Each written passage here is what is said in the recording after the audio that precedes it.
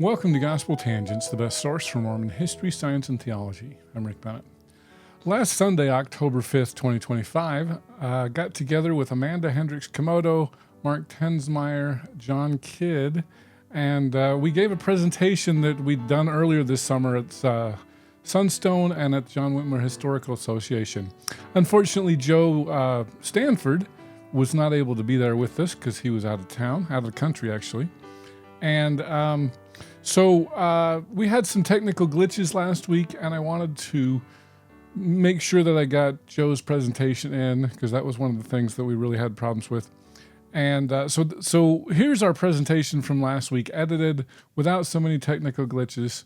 And so we're going to talk about the pregnant possibilities, the probability that Joseph should have had children with his other wives besides Emma Smith's. Thank you for attending the 2025 Sunstone Symposium Session 125, Pregnant Possibilities, Sexuality and Early Mormon Polygamy. The audio from the session will be available for purchase at sunstone.org starting August 17. About this presentation, many people have wondered why there are no known children from Joseph Smith and any of his wives or suspected wives other than Emma. Clearly, Joseph was fertile, having fathered 9 children with Emma. We will look at historians' explanations for this lack of children, including those of Richard Bushman, Todd Compton, George Smith, Brian Hale, and others. We will discuss the broader history of sexuality, including birth control and sexual restraint, using Louisa May Alcott and Ina Colbreth as examples. We will provide an overview of biological, demographic, and statistical aspects of fertility that need to be taken into account to construct a model of the probability of a child resulting from a marriage. We will discuss the application of these factors across a range of plausible assumptions regarding ovulation and intercourse frequency. This will set the stage for a discussion about the probability of a child across the marriages from Smith. We will also explore what the apparent lack of children may suggest about the frequency of sexual intercourse or other possible behaviors or interventions to prevent births from these unions. And just to introduce the speakers, Mark Tensmeyer is an attorney in San Antonio and a lifelong student of Mormon history. His research interests include a historical claim of restoration groups and Joseph Smith's polygamy. He holds a Juris Doctorate from Florida State University. So my role in this was to do the historical research and to come up with the models for Rick to run the math on, for Rick and I guess John as well, ended up doing it as well. But to say when would it have been, what should we expect as to when Joseph Smith would have had relations with any of his poor wives, which poor wives and when? And as John Turner wrote this in his recent biography of Joseph Smith, it says that that any historian that approaches Joseph Smith's polygamy has to do so with a measure of caution, because there's a lot we don't know. That it's a hidden history. It's a history that he took pains to obscure. That we only really get little bits and bobs here in the contemporary records, and then we get these later reminiscences. And a lot of times with those later reminiscences they give us a name and a date, and that's about it. And the times when we do have more narrative about what happened with those relationships, a lot of times it's narrative about what led up to the marriage, and we don't really have as much about what actually happened during the relationship. And so we have a few, and I'll talk about some of those. But he said that with all of those, we have to approach this with a degree of caution. So, right, there we go. So we have to be real careful about any firm conclusions that we make. We do have some things that we know. We have a list of wives, and there's a 33 wives that we will refer to as the consensus wives, and then we have about a dozen or so that are disputed, where they may or may not be. And okay, there we go. We can look at that. So, and then again, what actually happens with these marriages, we don't really know. A lot of times, the presumption might be is because they're called marriages that they involved sexual relations. That's not necessarily true. But that's one way to presume it. That's one way to look at it. We don't really know. I have this quote here from Joseph Smith III that I had in the Sunstone presentation that I put in there that I really like. I won't read all of it, but he says basically that he says that it doesn't make it that his father was a polygamist. He definitely would have had children. It doesn't make sense. He uses this really. He says it's incomprehensible to me that a man that's full of life as Joseph Smith was, that he had a crew of lusty young wives, women as wives, and that he was brimful of animal spirits and fit as a panther, that he couldn't have had one child with him. He thought that was just incomprehensible.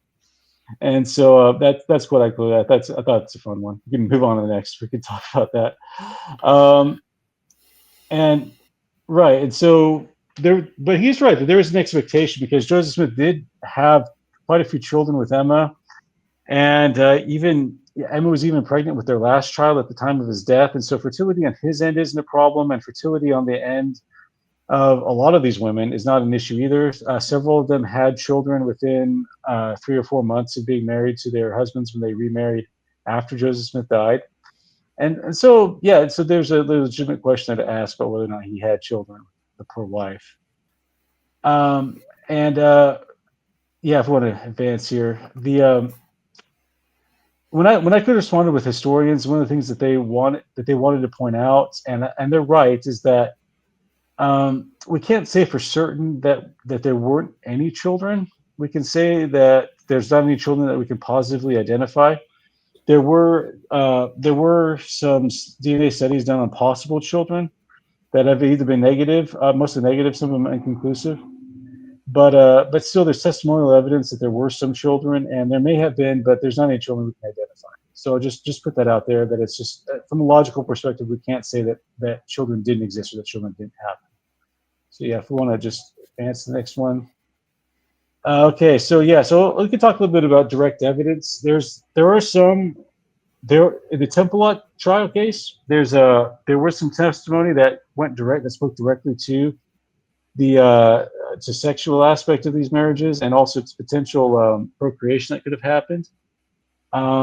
It really is a setting like that is about the only place that you would expect there to have any of the women who was involved to actually talk about things like that. They were very uncomfortable doing so. Even now, that's not something that people generally talk about. And especially then, and very conservative religious women would actually talk about it. So it's a case where they were under oath giving testimony.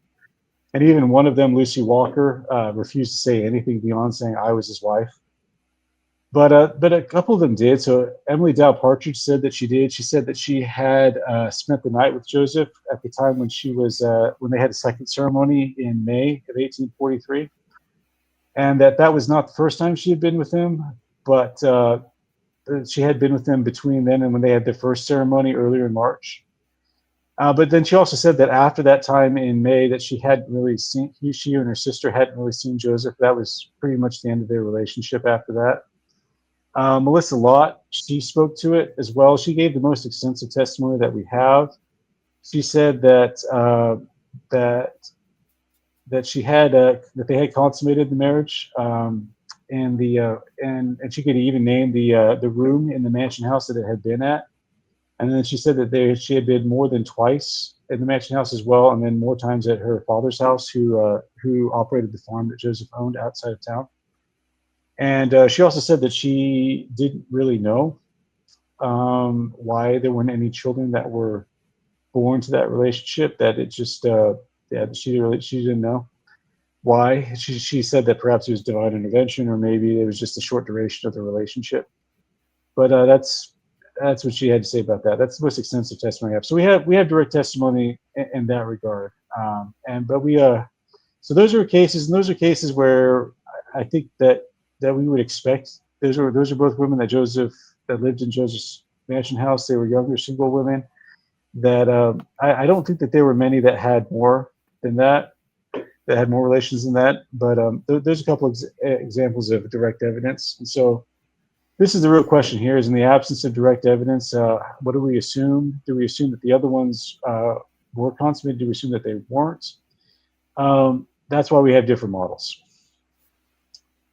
So yeah, we're getting some reasons about that. So some of these are some things that we talked about already, reasons to assume that that's just the general reason. The general definition of marriage is it's a relationship where sexual relations are permitted, even expected, and there's very little direct denial about it, and so I mean those are reasons, and then there's other things such as the Book of Mormon gives that as a reason for plural marriage, is to raise up seed, and so those are reasons that you would assume, that or to presume. But then balanced against that are reasons to assume that there wasn't any, and so these are the reasons assume that there weren't limited. And this is one that I elaborated a lot more on the John Whitmer side of it, is that there were reasons that Joseph may have wanted to put off having a child with poor wife at least for the time being, is that there were a lot of pressures, both internal and external. It wasn't just that it was illegal, but that there were factions within the church that were not in favor of plural marriage, and some of which gave were barely tolerant of it, and that included his wife. And so he had reasons to not want to make those people mad. He had reasons to want to very gradually introduce plural marriage, first with a close group of core supporters, and then expand that circle as time went on. And that's how plural marriage was introduced into the church, both while he was alive and then after he died. It starts with a small group of core followers that gradually expanded it, and didn't want to push things too far. And you can see that with the people apart from Joseph Smith, how there's quite a few of them. Like for instance, Willard Richards didn't have a child with a plural wife until 1848. Heber C. Kimball and his family, it's not until Joseph Bates Noble and his plural wife have a child, that they think this is maybe something we could do. And so those are reasons to do that. And so those are some reasons, and there's more than that. This is very, very abbreviated. So yeah, Rick has up here, this is our list of consensus wives. And so we had that. And then there's the 33 consensus wives. And this makes sense in the models. And then we had disputed possible wives. And then along with these wives, there's different classes of them. So some of these were women that already had legal husbands, especially most of the earlier ones did. And it's disputed whether or not those were consummated, or what the real nature of those relationships were. If those were, Brian Hales, for instance, states those are eternity-only marriages, whereas others say that those are marriages that he took because if they had legal husbands, and they could very easily conceal having a child. It's one of those things that historians have different interpretations of. There's a couple of younger wives, ones that were under 16, and or they were 14 and under, and so those are Helen Mar Kimball and Nancy Mariah Winchester. And it's disputed as to what those could do, and there's good evidence, especially in the case of Helen Mar Kimball. A lot of the evidence there suggests that relationship was not consummated, and a lot of historians, even some of the less, as you might say, apologetic ones, said that agree that they don't think that is the case. There's older wives, those that we'd say are about 47 years old or older. There's 5 of those. And for the studies of our purposes, we didn't include those, not necessarily because we're saying that those weren't consummated, but just because this is a study on fertility, and we would presume that those that are that age are just that they wouldn't be fertile, and so we didn't include those in the study. And then of course there's pregnant wives, and so there's wives that were pregnant at or during at some point during these marriages. And so we excluded at least the times when they would have been pregnant, for no other reason is that they wouldn't have had a child with Joseph Smith while they were pregnant with another child at that time, and so we excluded those as well. And so that's why we went together and we put together these models here. And so we'll start with these Nauvoo models. And so what I did with these is I got calendars that went from when plural marriage started in 1841 in Nauvoo up until Joseph Smith's death. And I marked out times when Joseph would not have been available to have an encounter with any of his with a plural wife, say times when he was out of town or times when he was sick. Just times I didn't think that it would be very plausible for that to happen. And also went in there, and any time that I had direct evidence of when an encounter might have been, I would add that in there. So cases like I said with Melissa Lott, I would add those in there, and then we'd go in there, and I would mark and make estimates about when I think sexual encounters could have occurred, taking into account when the marriages happened and anytime the wives might have been available or unavailable, and such as that. And so with that, there's different models because there's these different interpretations of the record. So we're going to start with talking about the high volume model. And the high volume model is the one that when we sat down, Rick and I said that we wanted to have a ceiling and we wanted to have a floor. We wanted to have one that was the most plausible and one that we thought was the least. And we wanted all those models, including the one that's the top and the bottom, to be ones that were still realistically plausible, something that actually might have happened. And so the high volume model is one of the highest about the highest that we thought would be realistically plausible. And so for this one, we included all the consensus wives, no matter the class, except of course those ones that were older, and we excluded those just for the sake of saying that this is testing fertility, and that it wouldn't make sense to include those in testing fertility. And we included, I think, most, if not all, of the possible wives as well.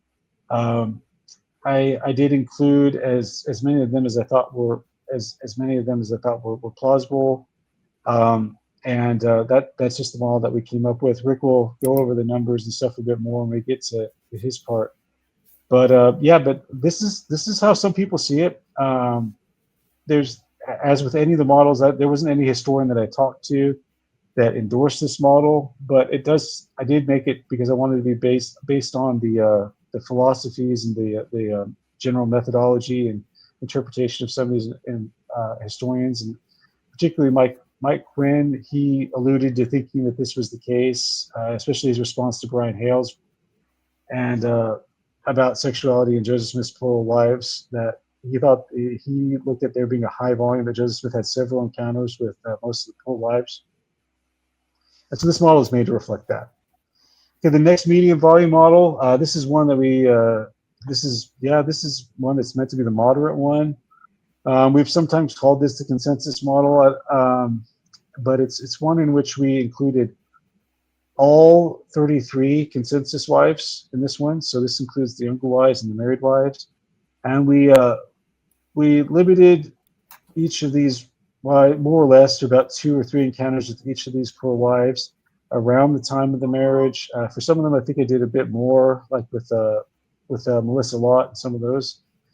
But yeah, give or take, we had about 2 or 3 encounters with each of these. And yeah, again, this is meant to be sort of as a moderate position. And there are historians that have endorsed that too. They think that he consummated the marriages, but they weren't extensive. The low volume model, this is one that in which which was based on the medium volume one, but that I took out the special classes on this as one. So this is the one where I took out the women that were already married to legal husbands, and then the younger wives. So it's like the medium one, but took it off. So it's meant to reflect that interpretation that Brian Hales and others have made, that the polyamorous marriages, the marriages to women that had other co-wives, the marriages to younger ones, that those were not consummated. So I had those taken out. And so the final one, the restricted one, that one was based a bit. This was the one that's the floor. This is the one that I said is the least, the lowest volume one that is still consistent with the historical record. It's still defensible with the historical record, at least according to some interpretations. And so this is the one in which I said that not even all of the ones that weren't special classes were consummated. and that the volume and the frequency of relations with even those wives was even more restricted. And so, yeah, each one of those are ones that I would look back on and say that I think are defensible and are consistent with the historical record. And yeah, those are the Nauvoo models. And of course, a study on this wouldn't be complete if we didn't talk about the Fanny Alger incident. And Fanny Alger's one, I've said it before, and I've talked about before that I really the Fanny Alger ones is really frustrating to work with because the evidence is so scant, it's so late, and in a lot of ways it's conflicting. We know that something happened, but historians are just all over the board about the nature of the relationship and even when it happened and for how long it lasted. So, but we did put into some models and we did integrate these into those. And so we can talk about that a bit. I think the 1833 to 1833 5 model is one of the older ones. It's one of the ones that Todd Compton uses and Richard Van Wagener. Ones that historians that worked in the 80s and early 90s would work on. So it's based a lot on Mosiah Hancock's account that puts the relationship in proximity to his parents' marriage. So it makes it, and so that's right. So it says that it happened around that time. The 1835-1836 model is the new. If I would say if it's not a consensus, it's now the majority opinion. That's based a lot on the letter that the more recently uncovered letter that Fanny's aunt wrote, and that contains a direct quotation from her mother, placing the marriage in late 1835 or sometime in 1836, performed by Oliver Cowdery. And so that's about what it is. And then Don Bradley recently came out with a paper that pretty definitively puts the end of the relationship in about July 1836. Another position is this one is, and that's received pretty wide acceptance, that it ended sometime in 1836. But another model that's come up pretty recently, this is the Christopher C. Smith and Don Bradley model, which is pretty interesting. It's one that a lot of historians have said, well, maybe, and even some of them, even including Christopher C. Smith, will say that he's not entirely sure that this is what's happened. But it's what places the sealing is happening sometime in April 1836, when they received the keys in the Kirtland Temple, and then sometime between then and when the relationship ended in July 1836, that it went from being a father-daughter sealing to being a husband-wife sealing at some point in there. So it's a short duration, and it's not even a marriage for most of it. Again, that's kind of had a mixed response, but did want to include that in the models that we have. And so that's about what it is. I don't know. Is there anything else I should add to that? Any other questions you want me to follow up with, Rick?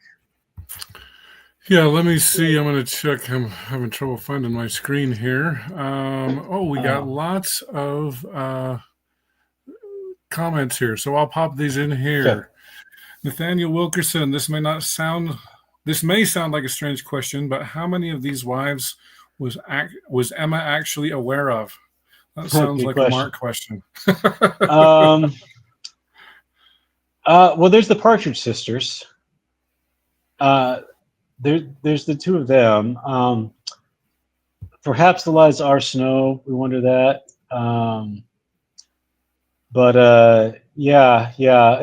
It's a good question. We know she probably knew that there were more, but where she knows the specific identities, I don't know.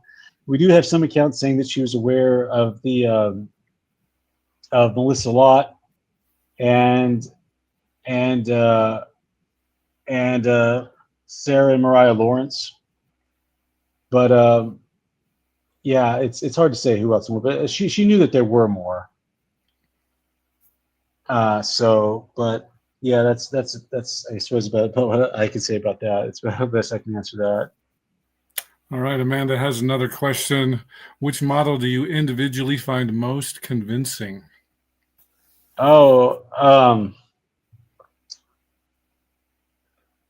I don't know if we should You wait. know, We should wait on that till I get done with my presentation. I think so. I think we should. Yeah, we'll wait on that one. We can give our personal thoughts on it too. We'll save that one for later.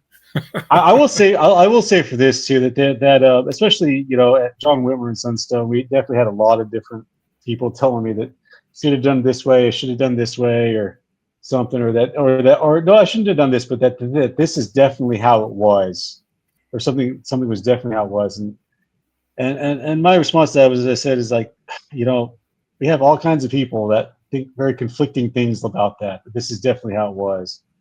But that's why we have multiple models. We wanted the multiple models. We didn't want to really break new ground with the models. We wanted to have the models reflect what current historians are saying.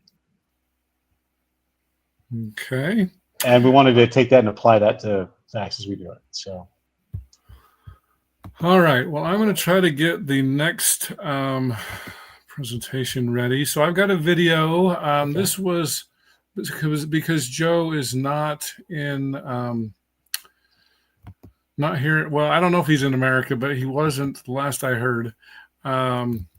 So Joe, here, let me see if I can lose my screen and then I can't see what I'm doing. Joe was last in Zagreb. I think that's in Yugoslavia, and I don't know if he's back yet. But this was his presentation from Sunstone that he did back, I think it was August 1st, if I remember right. And so I'm going to let him speak, and then so feel free to answer any or post any questions, and we'll check those after. Joseph B. Stanford, MD, MS, PH, is a professor and director of the Office of Cooperative Reproductive Health at the University of Utah. He has served on national scientific advisory committees for the Eunice Kennedy Shriver National Institute of Child Health and Human Development, and on the advisory committee for reproductive health drugs for the Food and Drug Administration. He's past president of the American Academy of Fertility Care Professionals. All right, good morning. My name is Joe Stanford, and Rick contacted me about a year or a little more ago asking if we wanted to do this little project. It sounded like fun to try to do some estimations here. I'm going to try to I'll be fairly brief. I just want to give you some little background to the models that Rick will describe in more detail.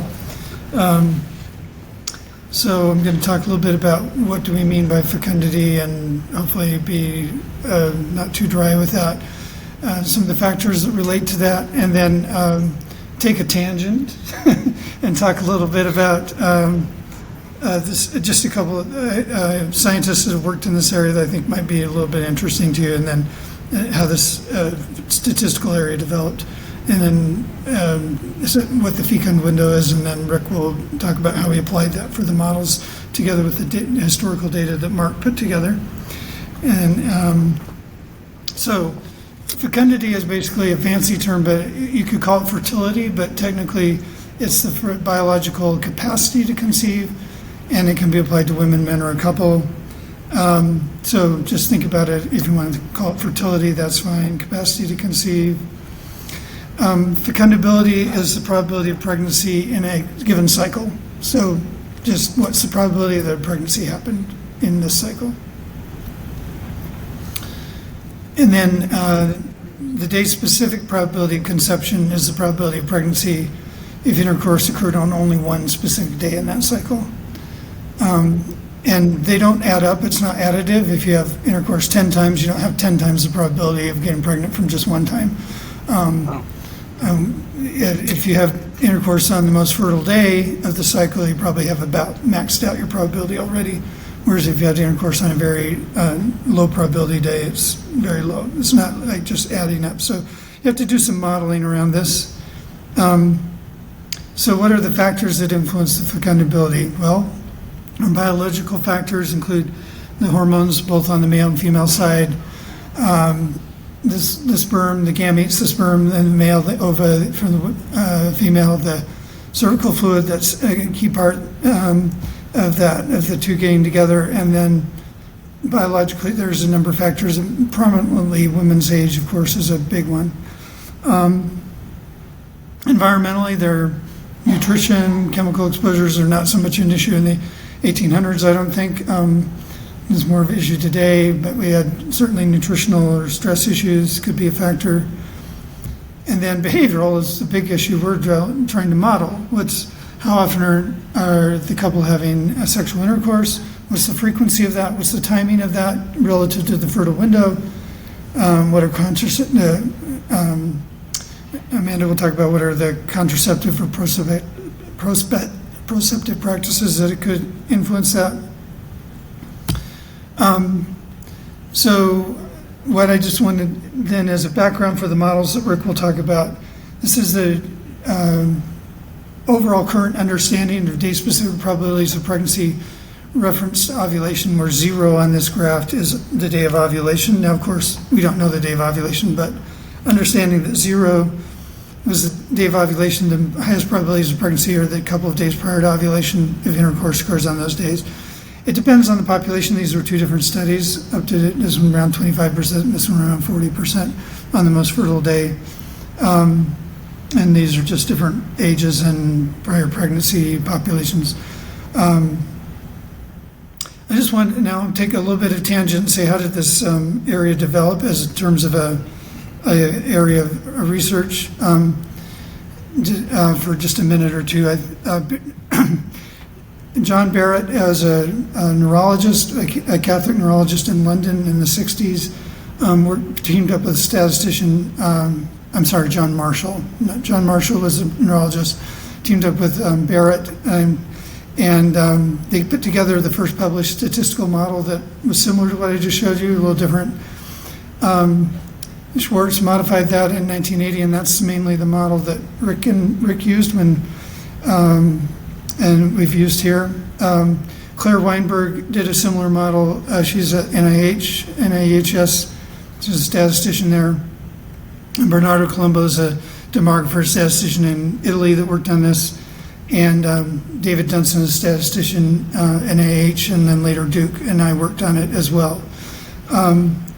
Then Rick came along in 2008, did a master's thesis here at the U, and worked on one of these models, and that's how we connected back then. So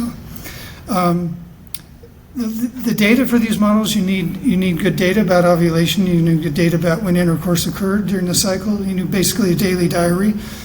The data for all of these studies, well, except one exception, but all of these studies was from people using natural family planning. Catholics in London and in the 60s, they were using the temperature method to avoid pregnancy and tracking temperature, see when ovulation happened, and keeping a daily diary of when intercourse happened, and those were the records used for the original study. Just another little side note, I met most of these people, except Schwartz wasn't there, but I met most of these people at a meeting at the Vatican in 1994 at the Pontifical Academy of Sciences. And so that's just a little bit of this. A lot of this research has been developed in that realm. So back to the day-specific probabilities of pregnancy. When you apply these across the cycle, the thing is that the fecund window, the days when intercourse can actually result in pregnancy, they can be early in the cycle, middle, or late.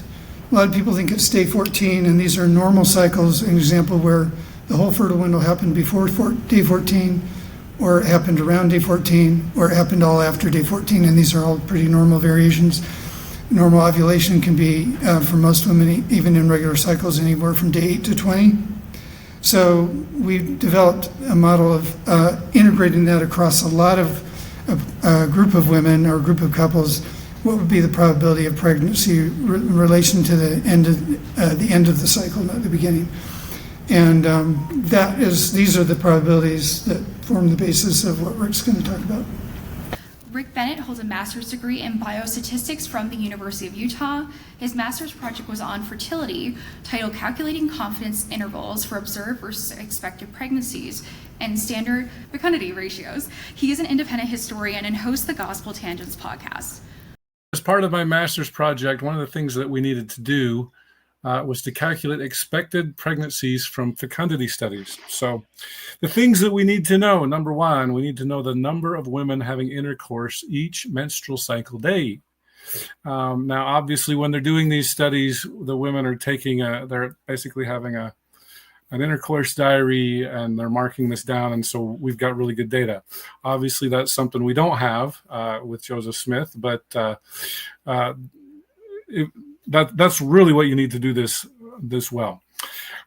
We need to know the probability of clinically identifiable conception, which results from coitus on that particular day. And it's important to remember also that couples usually have more than one act of intercourse in the window of fecundity per cycle. So, expected pregnancies can be easily calculated by multiplying the number of couples having intercourse on a given day with the associated daily fecundity for that day. Now, we've got 3 different studies here. Table 1 is set A is from the Creighton data, set B is from the European fecundability study, and set C is combined. And so for my calculations, I use set A. You can see even on the highest probability of conception is about day 14, and it's about 12% on that one day. So that's if you add all these up, it does not add up to 100%. So this is dependent, which is kind of a statistical term. But it's important to remember that just because you have sex on the best day, you can't multiply these or add them all together and be like, oh, it's 100% probability that a couple is going to become pregnant. Basically, if you do it on the best day, you pretty much maxed out the probability of conception on that day anyway. We have the Schwartz model. This is the math equation. I assume this isn't a math class, but these are the calculations. I'm sure John loves this. This is speaking his language. But this is the Schwartz model, and I'm not going to dwell on this a lot, but these are the calculations that they did. We also have a second equation to find the expected number of pregnancies, which is given by this equation. And so I'm not going to spend a lot of time on that either. Assumptions that we should remember. Cycles within couples should be assumed to be dependent. A cumulative approach in equation 2 should be used in all real applications, and that's what I used. And equation 1 assumes cycles are independent and should be only used if a single cycle is included. So for women who don't conceive in a given cycle, the length of the actual cycle is used for referencing the daily fecundities. Obviously, we don't know that information with Joseph Smith and his plural wives, but we're doing the best we can. For women conceiving, the length of the previous cycle should always be used. Obviously, we don't have that information either. And equation 1 assumes the cycles are independent and should only be used if a single cycle is included in the analysis. Stanford and Mikolajczyk, I think that's how you say his name, have shown that since, quote, there are relatively few cycles with conception in relation to all cycles, any error introduced by this approximation will have little impact. I think this runs into what me and John, because John's numbers were a little bit higher than my calculations, but that deals with independence versus dependence. All right, so let's get into the models. This is what you guys are hopefully most interested in. Yeah. The restricted model. So just to summarize, this is a very infrequent intercourse. We are not assuming anything about contraceptions or abortions in this model. We're assuming that most marriages were unconsummated. We have not included any teen brides or polyandrous wives in this model. And this model most closely aligns with Brian Hales and Richard Bushman. We've got 12 women in the cycle, or in this model, 1 to 3 cycles each, and 1 to 4 intercourse per cycle. And total acts of intercourse in this cycle are 26. The low model. So once again, this includes no teens or polyandrous wives.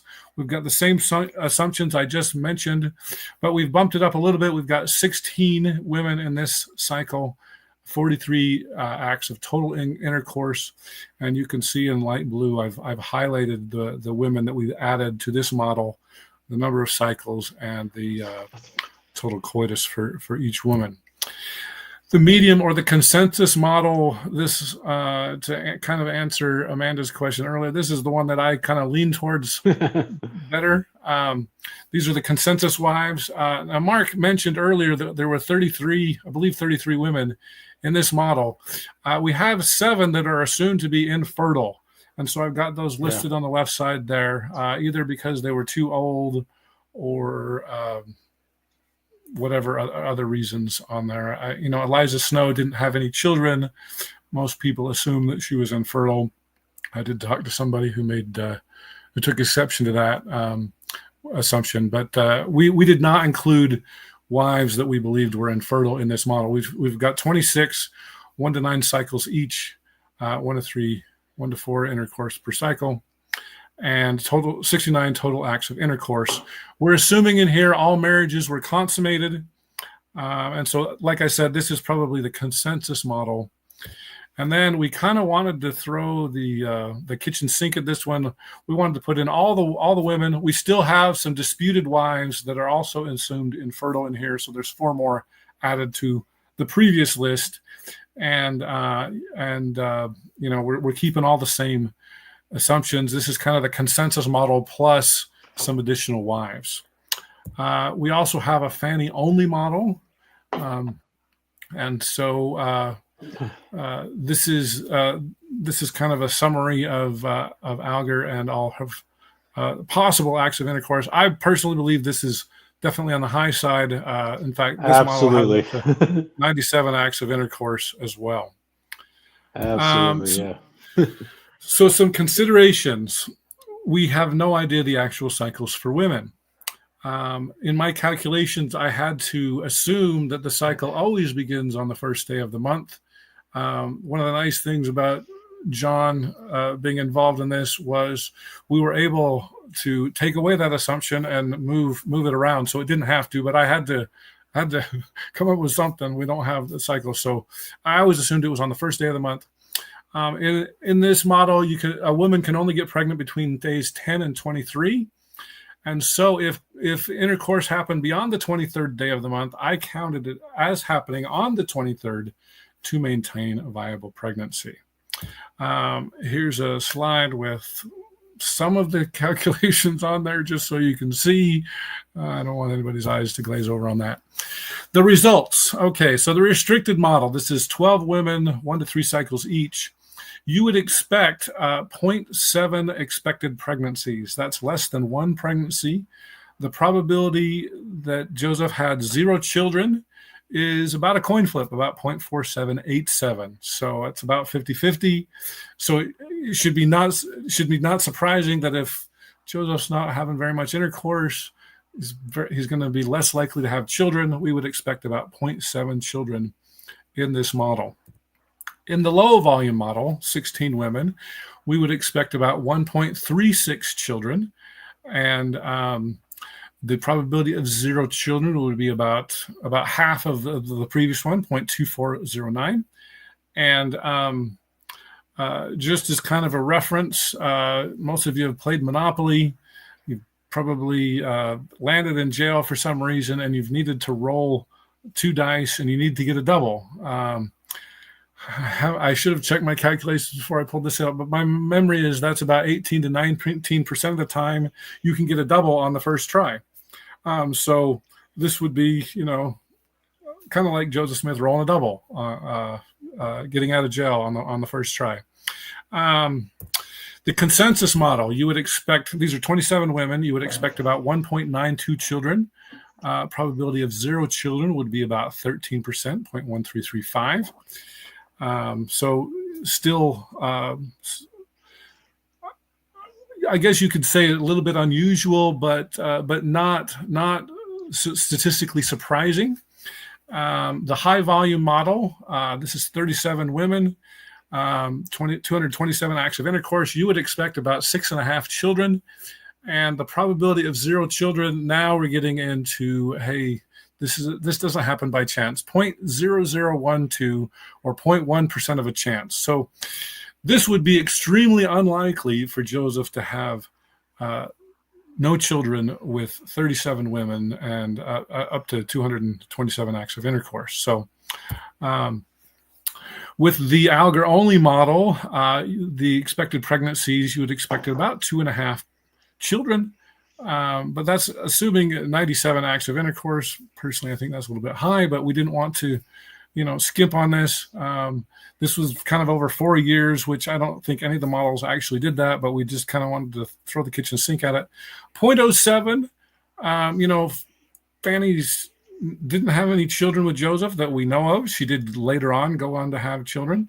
Typically 0.05 is the kind of the threshold where we say, hey, this would be surprising, or we would say this would not happen by chance. And so even with Fanny, we would not expect her to have that. It wouldn't be surprising that she had no children. I'm going to let John take it away. He was the guy who did the 1,000 simulations. And so, John, I've got a few slides here, and you can use them or ignore them, whatever you want. But I'm gonna turn this part over to you, since this was kind of your thing.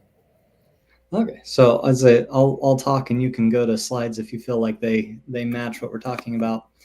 The main goal of the simulations, when Rick was talking to me about this, is I kind of struggled with the idea of you're assuming that they had intercourse on this specific day of the cycle. There's no way that we're going to know that.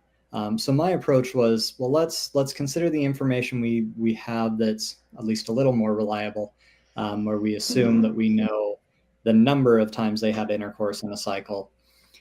And in a simulation approach, we can basically say, all right, let's let randomness take over.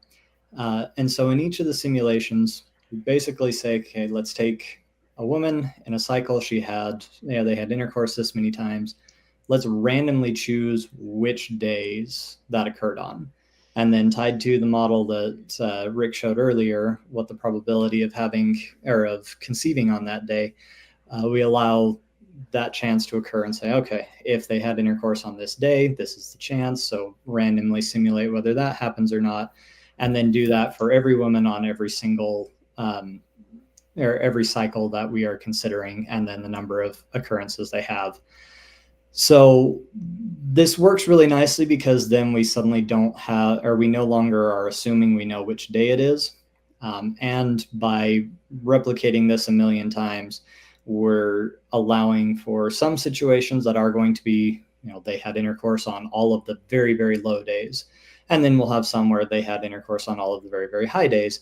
But more likely it's going to be a spattering in between, and more, I would dare say, what we would expect to see naturally, where some were high days, some were low days. Through the 1 million simulations, we can then consider the probability of seeing 0 children, and we can calculate that. And so we did some simulations based on the models that have already gone over. We can check numbers there. This, though, here is kind of a situation of looking to see what could have happened, what we would expect to see. So this plot's looking at the total number of cycles we assume. So basically number of cycles where intercourse was had. But then also the different lines here are indicating how many cycles had 2 encounters. We didn't consider more than 2 for this plot because we were already trying to plot 10 lines on a single plot. But kind of the general trend we see falls as we would expect, that as there are more encounters, more cycles, more cases of intercourse, that we see the chances of having 0 children is very, very low. And so kind of this, I almost say the magical value of 0.05 that gets used in statistics. And if anybody wants to know where that's coming from, it's literally 1 divided by 20. You can thank a guy named Ronald Fisher for that. But we kind of see that doesn't really occur until we surpass roughly 80 cycles or so. And so kind of from this, at least from my standpoint, the chances of seeing 0 pregnancies, while not terribly common once we get above 20 or 30 cycles, is also not impossible. Becomes much less likely at these higher numbers. So do you want to do this, or do you want me to take over? And talk about your comparisons? I will throw out. We had seen in some situations kind of similar numbers or higher numbers comparisons. Simulations are always going to have some variability. In fact, if I went and reran these again tomorrow, having done 1 million, I wouldn't expect to see much difference, but I would probably see something at least slightly different because all of this is based on randomness. But I think I am not surprised to see some difference here between what's calculated and what's not, as I'm allowing, the simulation model allows for scenarios that probably are less likely to occur, such as having intercourse 2 days in a row, for those when there are multiple, or occurring on the more likely days compared to others. So the simulations are a little more flexible, and we're going to see a little bit of difference between those and the numbers that were directly calculated. And I will just add, John did do 1 million simulations twice, and the numbers were incredibly similar. So anyway, I talked previously about the restricted model. In my calculations, we expected about 0.7 children to be born. And John's model and John's simulation, he got about 0.85. So those numbers are in the ballpark. One of the nice things about the simulations was we could kind of attempt to simulate a confidence interval, and as statisticians, of course, we like to do that. Now, this isn't a true confidence interval. We're calling this a prediction interval, but you would expect between 0 and 3 children in the restricted model. You can see the probability of 0 children because it is similar, 0.47 versus 0.416. So those are in the same ballpark. John's number is a little bit higher than mine on all of these. The low volume model, 1.36 versus 1.47 children, about 24% versus 22%. So these numbers are all in the ballpark. Consensus model, 1.92 children versus 2.36 children, 13% versus 9%. The high volume model, he actually got another child out of that. 6.4 children versus 7.76 children. Now, the interesting thing is, as you look at those numbers in parentheses, you would expect 3 to 13 children in the high model. So the probability of 0 children, in my calculations, I got 0.001. He got 0.0003. So you can really say, in order for it to get 0 children out of that model, now you've really got to introduce contraception or birth control in order to explain why didn't Joseph have children if he was having intercourse so frequently. The Alger only model, 2.45 children versus 3.25. I was interested to see the confidence interval did include 0 to 7, so technically 0 is not unsurprising. But as we look there, John dips into the magical under the 0.5% there, 0.03. Of course, your 5% is a little bit arbitrary, but anyway, so you would think that Alger probably should have had a child if I think that was the model where she was having intercourse 97 times, which I think is high. I don't think it happened that frequently, but we wanted to take that into account anyway. DNA test results. I've got a list here of 6 possible children. Oh, actually, I should back up. John, do you have anything to add on that previous slide? I would just say the one last thing, and perhaps this could also kind of tip us off to a little bit of the differences. These simulations are assuming every time that intercourse was had is independent from any others, and also every cycle is independent from any others. And so we're kind of making the assumption that, oh, you didn't get pregnant last time, that has no influence on this time, where arguments could probably be made one way or another. A lot of this is kind of a simple approach, but very much we're assuming nothing affects anything else through all of these. Right. That gets into the independence versus dependence thing. Thanks, John. All right. I just wanted to jump into the DNA test results. There have been 6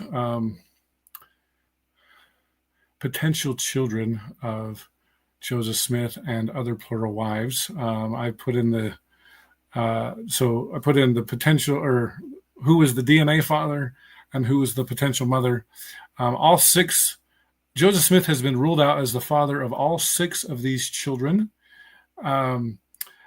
In 4 of the cases, we were able to identify who the DNA father likely was. Now, we're not digging up the bones. We're not digging up Parley P. Pratt's bones and saying, "Oh, are you the father of Morley Pratt?" We're Ugo Perego is the one who did these, and we were doing this on descendants of Pratt and Norman Buell, Levi Hancock, etc. In 4 of the cases, we were able to identify the DNA father. In 2 of the cases, Joseph Smith was ruled out as not a match, and I put, we don't know who the DNA father was, and so anyway, I just wanted to share that as well. Conclusions. The low, restricted, and medium or consensus models show the probability of 0 pregnancies is not statistically unusual. So it could have happened by chance. We don't need to say that Joseph used birth control or abortion or anything like that. In the high model, the probability of 0 pregnancies is unusual and unlikely to happen by chance. For such to happen, either intercourse happened less frequently than illustrated in the model, or contraception or abortion is needed to explain the lack of pregnancies or children. So I'm glad that worked. And let me go back here and see if there are any questions. I guess we can go in here and answer Amanda's question now, Mark. I'll answer first. Which model do you find most convincing? I hate the word convincing. Most compelling. I think Joseph probably had 37 wives, and so I would probably go with the consensus model. But I'm not married to it.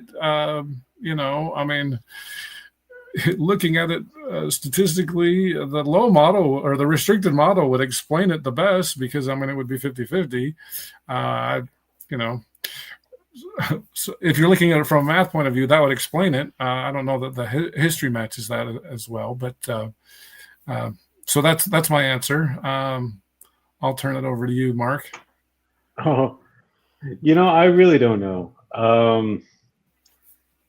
I go back and forth in my own mind about it.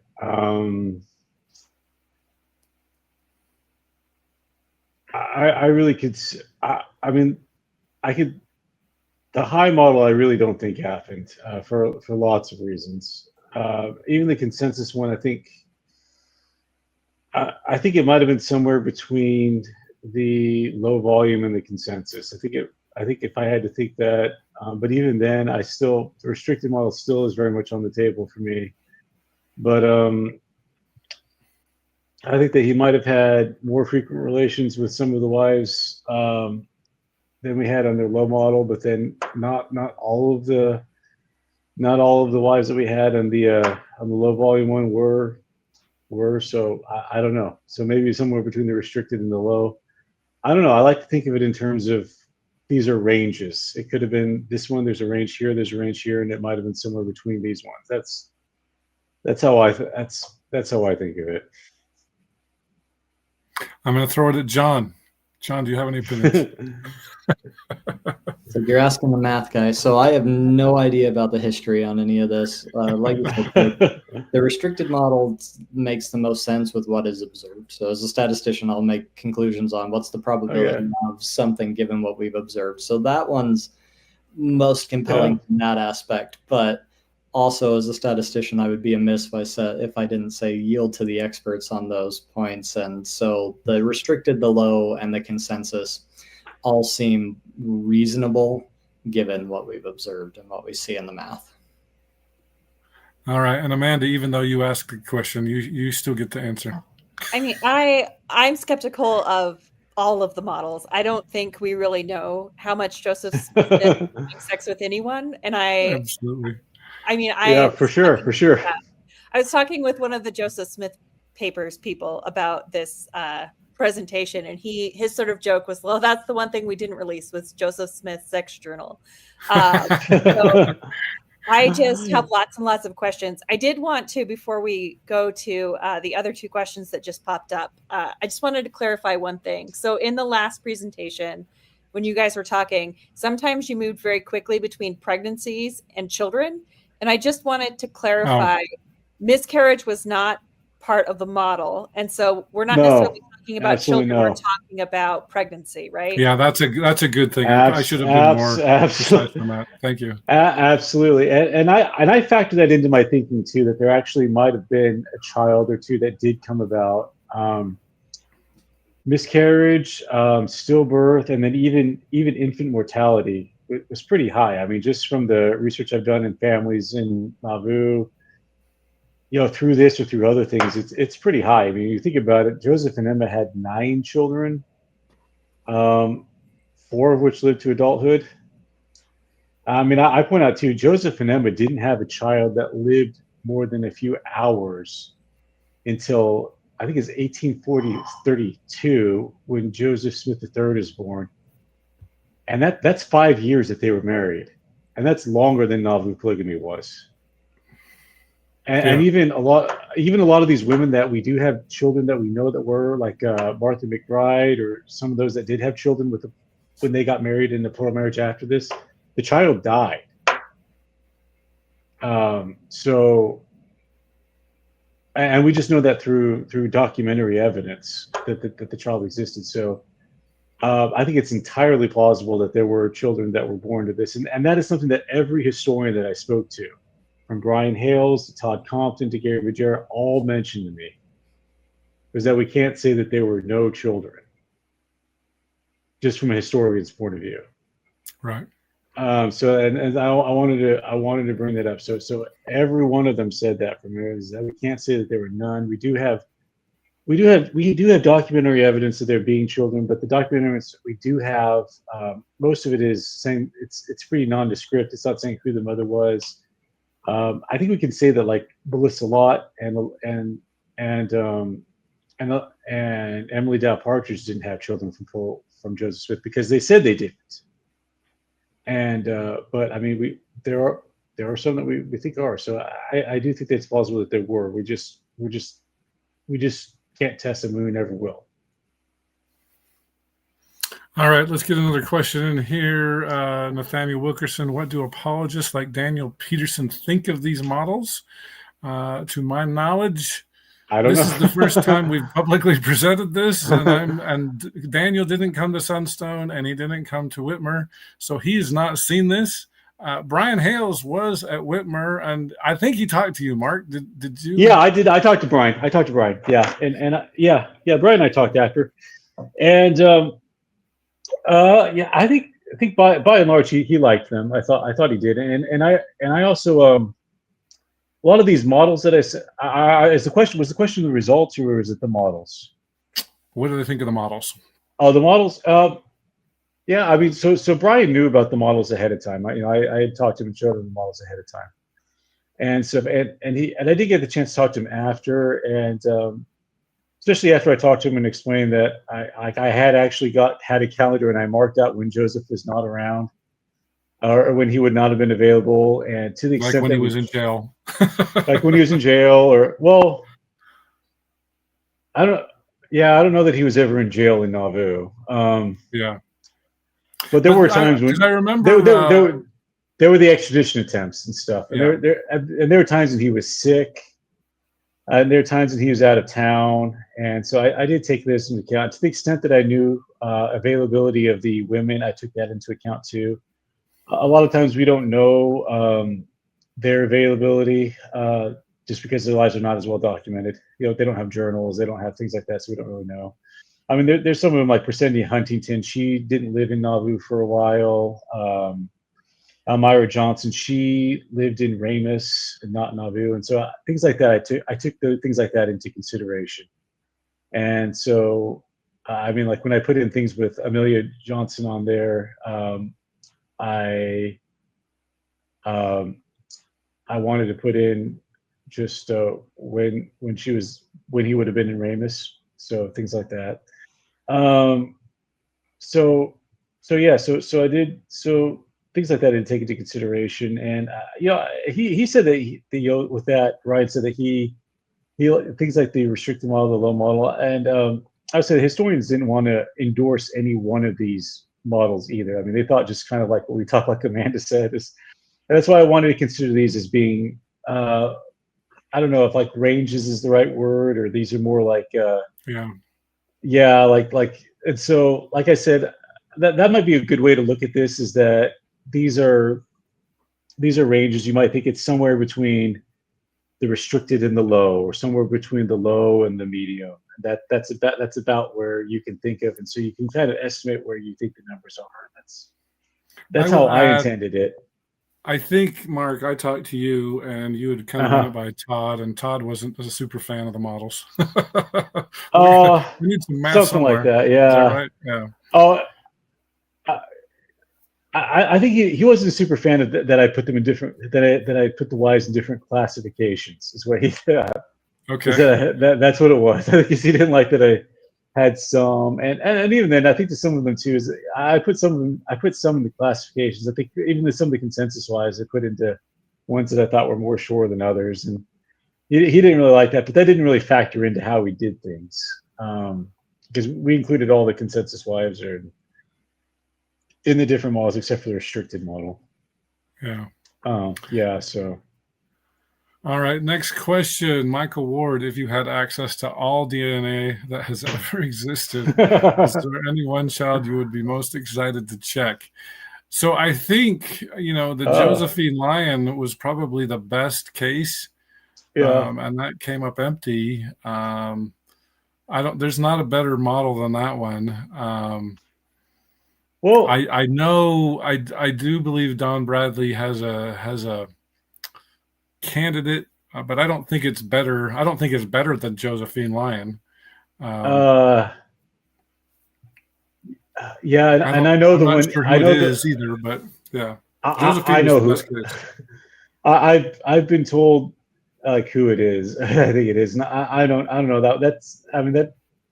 That's some areas in the research in Joseph Smith's plural marriages that's gone a different direction. But some, I think, there's some that died that I think that would be, like if Fanny Alger had a miscarriage, there's some speculation that might have happened. Yeah. There's some. I mean, there's some that are pretty interesting. So we don't even know if she had a miscarriage. That's pretty. No, we don't. If we knew that, that would be great. I would love to find that one out. Right. So Sylvia Sessions Lyon. That's Josephine. Josephine's mother. She actually had a child just before Josephine, and if you do the math, the conception for that child would have been around the time that she got married to Joseph Smith, and that child was born, and Joseph Smith, and I think it was Heber C. Kimball, came and gave that child a blessing, and then he died within like a day or two. That would be one that I would want to be able to test. Of course, we're not going to be able to, but that's really interesting. So that would have been Josephine Lyon's older brother. Okay. That's a really good one. We have conflicting statements about Olive Frost. So Olive Frost, she's Marianne Frost. That's Parley Pratt's his wife's sister, and she was married to Joseph Smith. She's not very well documented, but we do have conflicting evidence about, because she had a child, and we have conflicting evidence about whether the child died when she did or if the child died earlier.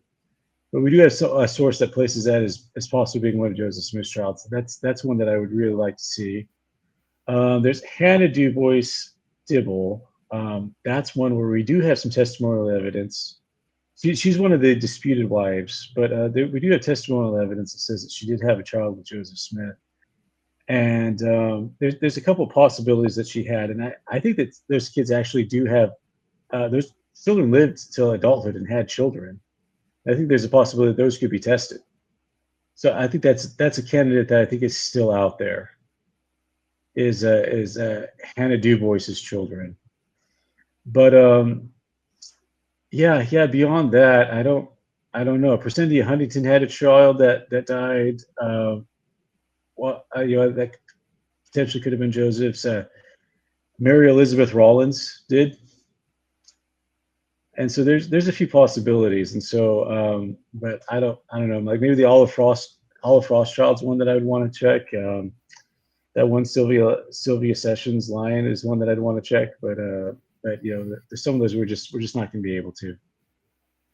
All right. Well, we got a couple more questions, but I want to give Amanda some time to. Yeah, we definitely want to have Amanda do it. Yeah, absolutely. Well, but let's answer those two questions actually, because which ones? Well, okay. Yeah. Okay, so Nathaniel Wilkinson. Currently, we have zero DNA evidence of any children with his plural wives. That is correct. Yes. But this is the one I wanted to add on to. I think one of the interesting things, even though I have many questions about the models, about sort of the information that you've compiled, is it suggests, if the math is right and sort of the assumptions are right, that Joseph Smith having or not having children doesn't necessarily tell us anything about what his relationships were like. And it suggests that all of sort of the discussion that we're having about his sexuality and whether or not individual wives would have had children is about us rather than about Joseph Smith. And I was thinking as everybody was talking about all the other historical figures that we are obsessed with their sexuality. And one is actually George Washington. I was telling a friend who teaches at South Dakota about this, and she pointed out that a recent biography of George Washington sort of addresses all the speculation about why George Washington never had any children with Martha, who obviously could have kids, but also tries to maintain his virility, when the most obvious assumption is that George Washington was probably not virile or not having sex with Martha. And so it's a very similar sort of speculation on why no children between George Washington and Martha. Or historians have had similar questions about women who were in lesbian-like relationships, is what most people call them. And there's been a question of, like, does it have to be a sexual relationship for it to be a lesbian relationship? And most people have backed off at that and said, like, we don't know whether these relationships are sexual, but that doesn't mean they weren't meaningful relationships. And I think you can ask similar questions about Joseph Smith's marriages. I mean, we assume that sex is what makes a marriage, but that hasn't always been the case. And I think it says a lot about what we think about marriage, that we assume that there is either a lot of sex, a medium amount of sex, or like a little bit of sex. I don't know. It's kind of like the Three Bears and the honeypots at this case. Like it's all about us and very little, I think, sometimes about Joseph Smith. Oh yeah. Yeah. He'd probably look at our models too and wonder, man.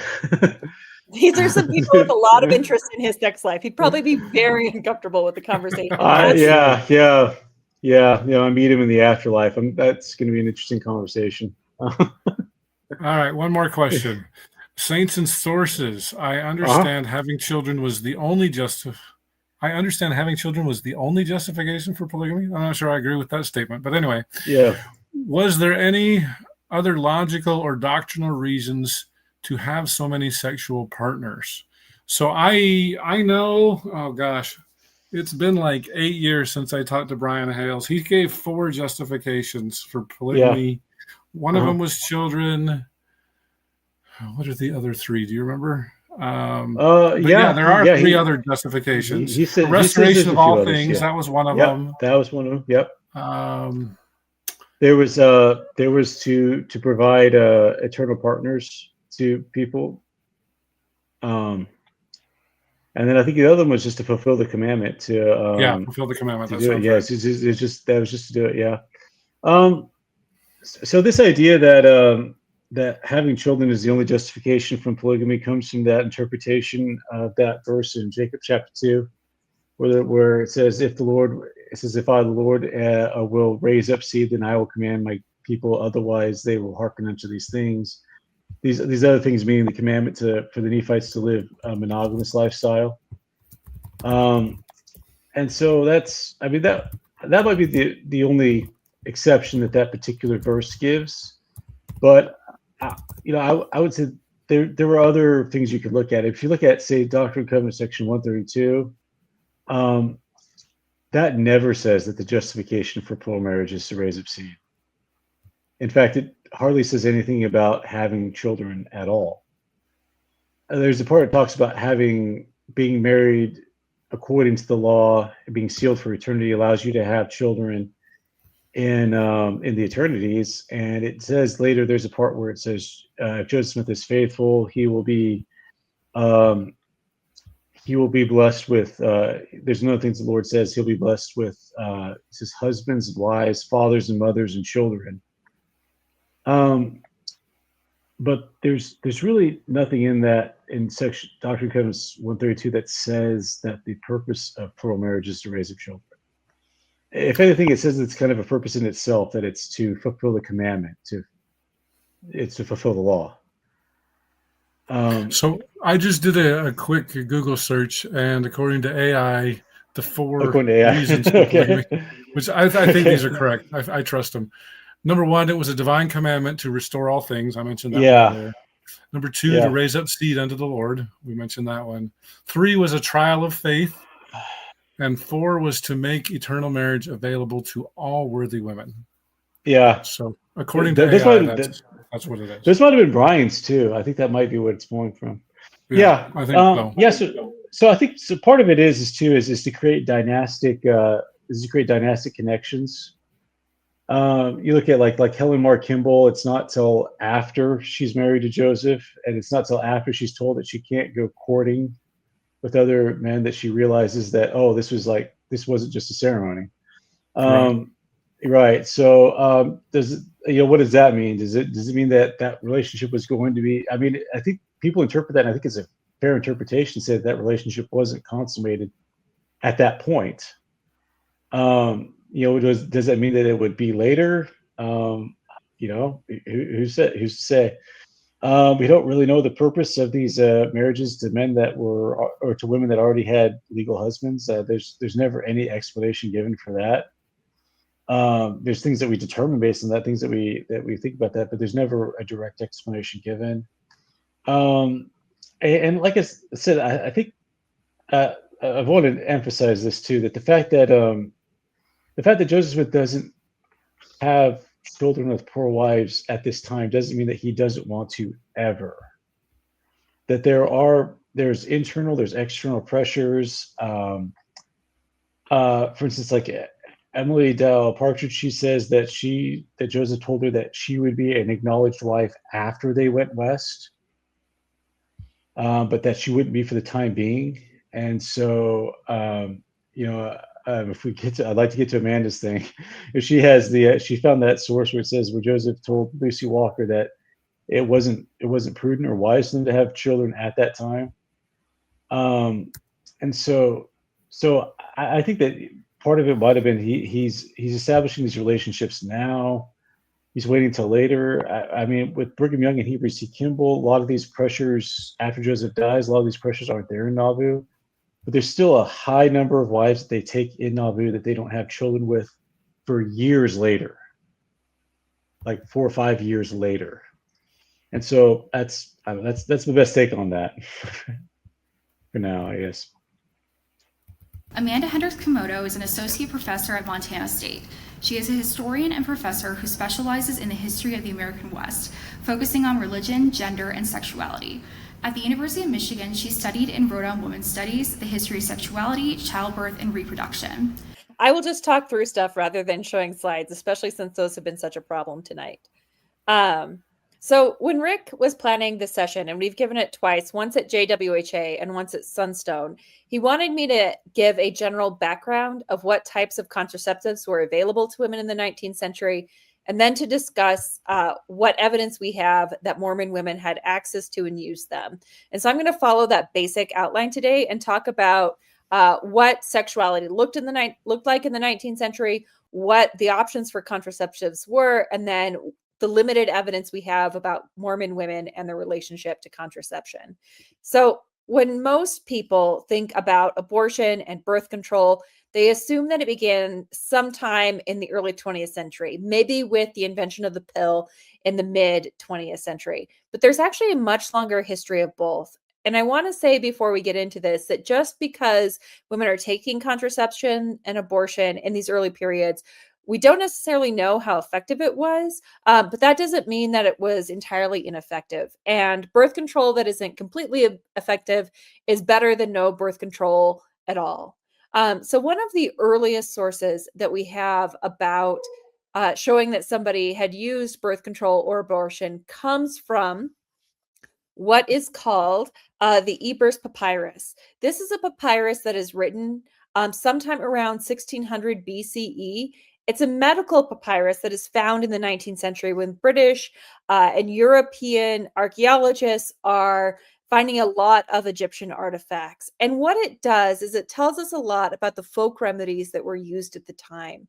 One of the remedies that is described is how to induce abortion. And what it suggests is that women should use herbal drinks, so think teas, or douches, something to clean out the vagina after sex to prevent the sperm from entering into to prevent it from meeting with an egg and producing a child. We also know that some of the sort of more influential philosophers of the time, like Plato, also talk about abortion. Generally, people like Plato are against abortion, but Plato does talk about women not letting a fetus that they could not feed, quote, see the light of day, end quote. And this suggests that there was some understanding that there may be good or bad times for women to actually give birth to a child, and that they may need an additional form of abortion sort of after conception in order to allow them to control their fertility. Now, this knowledge of abortion continues into the medieval world. We primarily see women using pharmaceutical remedies. So there's multiple ways that you can prevent pregnancy or that you can induce an abortion. Generally, they're either pharmaceutical, where you're taking some sort of herb or tea or pill, or they're mechanical, which means that there's either a physical barrier that's placed between the sperm and the egg, or that you're emptying out the contents of the womb. So when they're using these pharmaceutical methods, it's primarily tansy. Pennyroyal is often mentioned, blue cohosh, but they can also use mechanical methods. Another way is coitus interruptus, or where you pull out, or the man pulls out before consummating the act, in order to ensure that there's no sperm that actually reaches the egg. We get discussions of this type of birth control and abortion in things like Justinian's 6th century digest, which actually codifies punishments for procuring an abortion. Generally, there's exile, but what's interesting is that that is reduced if a woman tries to get an abortion after a divorce in order to avoid giving birth to the son of her ex-husband. Before we go on too much further, I do want to talk about how we define abortion. So most people today think of abortion as being anything after conception occurs. A quick sex ed lesson I learned at Sunstone that most people don't actually have a good understanding of how sex works and how reproduction works. After an egg is fertilized, it then has to travel into the uterus in order to implant in that uterine lining. At any point in there, something can go wrong and the egg can actually end up not implanting or implanting in the wrong place. Most people consider abortion as being something that occurs after the egg has implanted in the uterus. Birth control includes anything that prevents that egg from implanting in the uterus. Now, that's a 21st century understanding of what abortion is. In the medieval period, in the early modern period, in the 18th century, in the 19th century, most women understand pregnancy differently.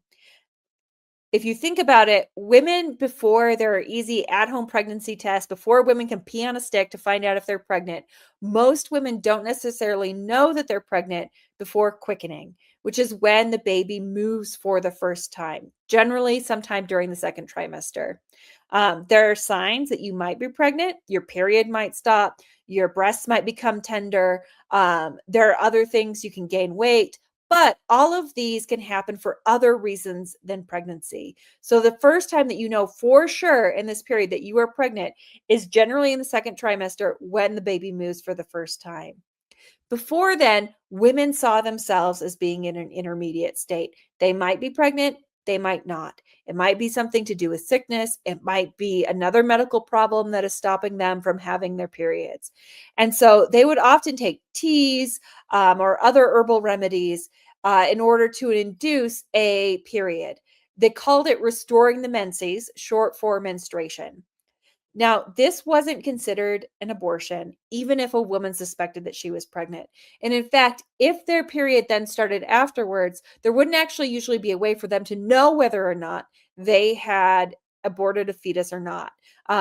Usually at that point in pregnancy, a fetus is so small that they wouldn't have necessarily been able to see it in the discharge thereafter. And so women didn't differentiate in this time period between an early first trimester pregnancy abortion, to borrow sort of our current understanding, or between just sort of naturally restoring their menses using these herbal teas and counteracting the effects of anemia or whatever had been stopping their period. And so this is how women understand pregnancy and abortion for a very long time. And that takes us sort of into the 19th century when understandings of pregnancy are going to change, when understandings of marriage are going to change, when understandings of politics are going to change. The 19th century is a massive period of upheaval, especially within the emerging United States.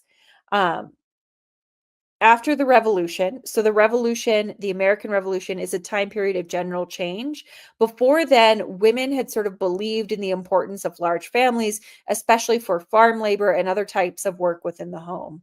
After the Revolution, women turn away from having large children or large families and begin to focus on individual children and begin to have smaller families. Now at Sunstone, I showed a chart showing the total fertility and the number of children who are being had in each U.S. household. The important thing to know is that it begins to drop in 1800 and then continues to drop until about 1940. And so historians have had to explain why women seem to be having fewer children in this time period. And their argument is that as part of people's understanding of women's rights and part of their understanding of sort of this new citizenship emerging after the revolution, women begin using abortion and birth control in larger numbers, larger enough that they actually have smaller families to a degree that we can chart it on a graph and see those smaller families. Now, in the 19th century, the other thing that is happening besides the after effects of the American Revolution is the Industrial Revolution. And this provides famously young people the opportunity to make money apart from their families. In the 18th century and the 17th century, children had relied upon their fathers to give them or to set up some sort of apprenticeship or to give them land in order to give them a secure future. Although it really sucks to work in a factory, and I say that as the child of factory workers, having a wage gives children some independence from their fathers. And this undermines the control of those fathers or patriarchy that is occurring. And so this leads to questions after industrialization or as it's occurring about what American families are going to look like as a result of this change. People also begin to question what society as a whole should look like. What should women's relationship to reproduction look like? How many children should they be having? How many people should be married to each other? And we begin to see the emergence of several religious traditions that are trying to answer this question. The most famous of which is Anne Lee and the Shakers. Anne Lee is originally a Quaker. She is uncomfortable with sexual relationships as a whole. She has 4 pregnancies. Only 1 child survives to past infancy. And some people have argued that because of her own difficult relationship with pregnancy, she spurns sexuality altogether and embraces celibacy. And so Anne Lee's answer to the question of what marriage and sexuality should look like is that people should dissolve those relationships in anticipation of the second coming. They should embrace celibacy and an ecstatic form of religious worship that is very much embodied. She also famously sees herself as the female embodiment of Christ and emphasizes that there needs to be both a male divine and a female divine. Now, for the question earlier, what other doctrinal reasons or social reasons or political reasons might there be for having more than one wife? This is part of it. They are interested in what family relationships should look like. The nuclear family they see as being undermined. And so this is a period of flux in which a large variety of family relationships are possible. Polygamy is one possibility for people to think about, but there's also this other possibility of celibacy. People in this time period are also rethinking what their relationship to animals should be. Anne Lee famously argues that animals have souls and embraces vegetarianism. And you'll see that sort of throughout this period. People are interested in their relationship to their bodies in this time period, in their relationship to sex, in their relationship to families, and in their relationship to the natural world. Another person who experiments during this time period is a Presbyterian minister named Sylvester Graham. His mother had 17 children, an absolutely exhausting number. And this physically and mentally exhausts her to the point where her relatives end up raising several of her children, including Sylvester. He then becomes interested in health reform after a severe illness, and becomes concerned that having sex too frequently, having too many pregnancies, ends up weakening men and women, because men end up, when they impregnate women so often, becoming weakened by the emission of semen. Ironically, this is one of the tenets of the manosphere today, that you shouldn't be ejaculating too frequently because it will weaken you. He's also concerned about the effects of this weakening on women's bodies. So he encourages people to embrace a form of temperance, that you should avoid sugar, meat, because that is something that is going to excite you. It's going to be bad for your body. He adopts a form of gram flour to make types of bread. As you can see, he also adopts graham crackers, which when he makes them actually have quite a bit less sugar. And so he is also thinking about the ways that sex and the body and family should be made and put together. Joseph Smith, interestingly, also interested in health reform. The word of wisdom is very much in line with both the Shakers and the Grahamites. And later on, although Joseph Smith, most of us would probably argue, never adopts a form of sexual restraint, like Sylvester Graham, who believes that men should only ejaculate once a month, or like the Shakers, who embrace celibacy. Later on, Mormon women are actually going to defend the practice of polygamy by arguing that it allows them to not be subject to too frequent sex, while allowing their husbands to continue exercising their full sexual desire. So there's a lot of different types of sexual experimentation going on in the 19th century. And the Latter-day Saints are only one type of that sexual experimentation. I won't spend too much time on them just because I know that this has already went on for a long time. But John Humphrey Noyes famously forms the Oneida, a group that practices complex marriage where everyone is married to everybody else. The community, people are still having individual sexual relationships, but they spurn the idea that there should be too intense an attachment to any one sexual partner. They also practice coitus interruptus in order to allow women to continue having sex without bearing the full responsibility for pregnancy. Louisa May Alcott's father, Bronson, also embraces forms of sexual restraint, although his wife, Abba, discourages him from full-on becoming a celibate man. So if this is the general milieu that people are living in, what do we know about the early Mormon movement? What do women know about sex, birth control, abortion in this time period? One example from fairly early on comes from a woman named Sarah Miller, and this is discussed in Marianne Clemens's article in Sacred Covenants. Miller was a widow with 4 children. She has a sexual relationship with Chauncey Higby, and Higby is trying to convince her to sort of engage in this sexual relationship. And as he is doing so, John C. Bennett is sort of playing his wingman. And Bennett tells her that if she gets pregnant, they can come and take away her pregnancy. And this is a suggestion that they have a way to give her an abortion, whether it's an herbal abortion or something else is going on. And so one piece of evidence comes from Mary Ann's article in the form of Sarah Miller. A second piece of evidence, and I'm sort of going in order of when this evidence is from, comes from Heber C. Kimball in 1857. He is giving a talk probably in front of the Bowery, and this is recorded in the Journal of Discourses. In general, this talk is anti-birth control and abortion, but he also gives us a glimpse into how people thought of it in the earlier periods, 1830s, the 1840s. So as part of this talk, he says, quote, "The priests of the day in the whole world would keep women just the same as the gentlemen of the legislatures do. The great men of the earth keep from 2 to 3, and perhaps half a dozen private women. They are not acknowledged openly, but are kept merely to gratify their lusts, and if they get in the family way, they call for the doctors and also upon females who practice under the garb of midwives to kill the children, and thus they are depopulating their own species, and their name shall come to an end. Yes, because they shed innocent blood." I knew that before I received Mormonism, I have known lots of women calling for a doctor to destroy their children. And there are many of the women in this enlightened age and in the most popular towns and cities in the Union that take a course to get rid of their children. The whole nation is guilty of it. I'm telling the truth. I won't call it infanticide. You know I am famous for calling things by their names. And just to take a quick break here, I find that fascinating that he is saying that it's not actually infanticide, even as he's condemning it. To continue on, I have been taught it, and my wife was taught it in our young days when she got into the family way, to send for a doctor and get rid of the child so as to live with me to gratify lust. It is God's truth, and I know the person that did it.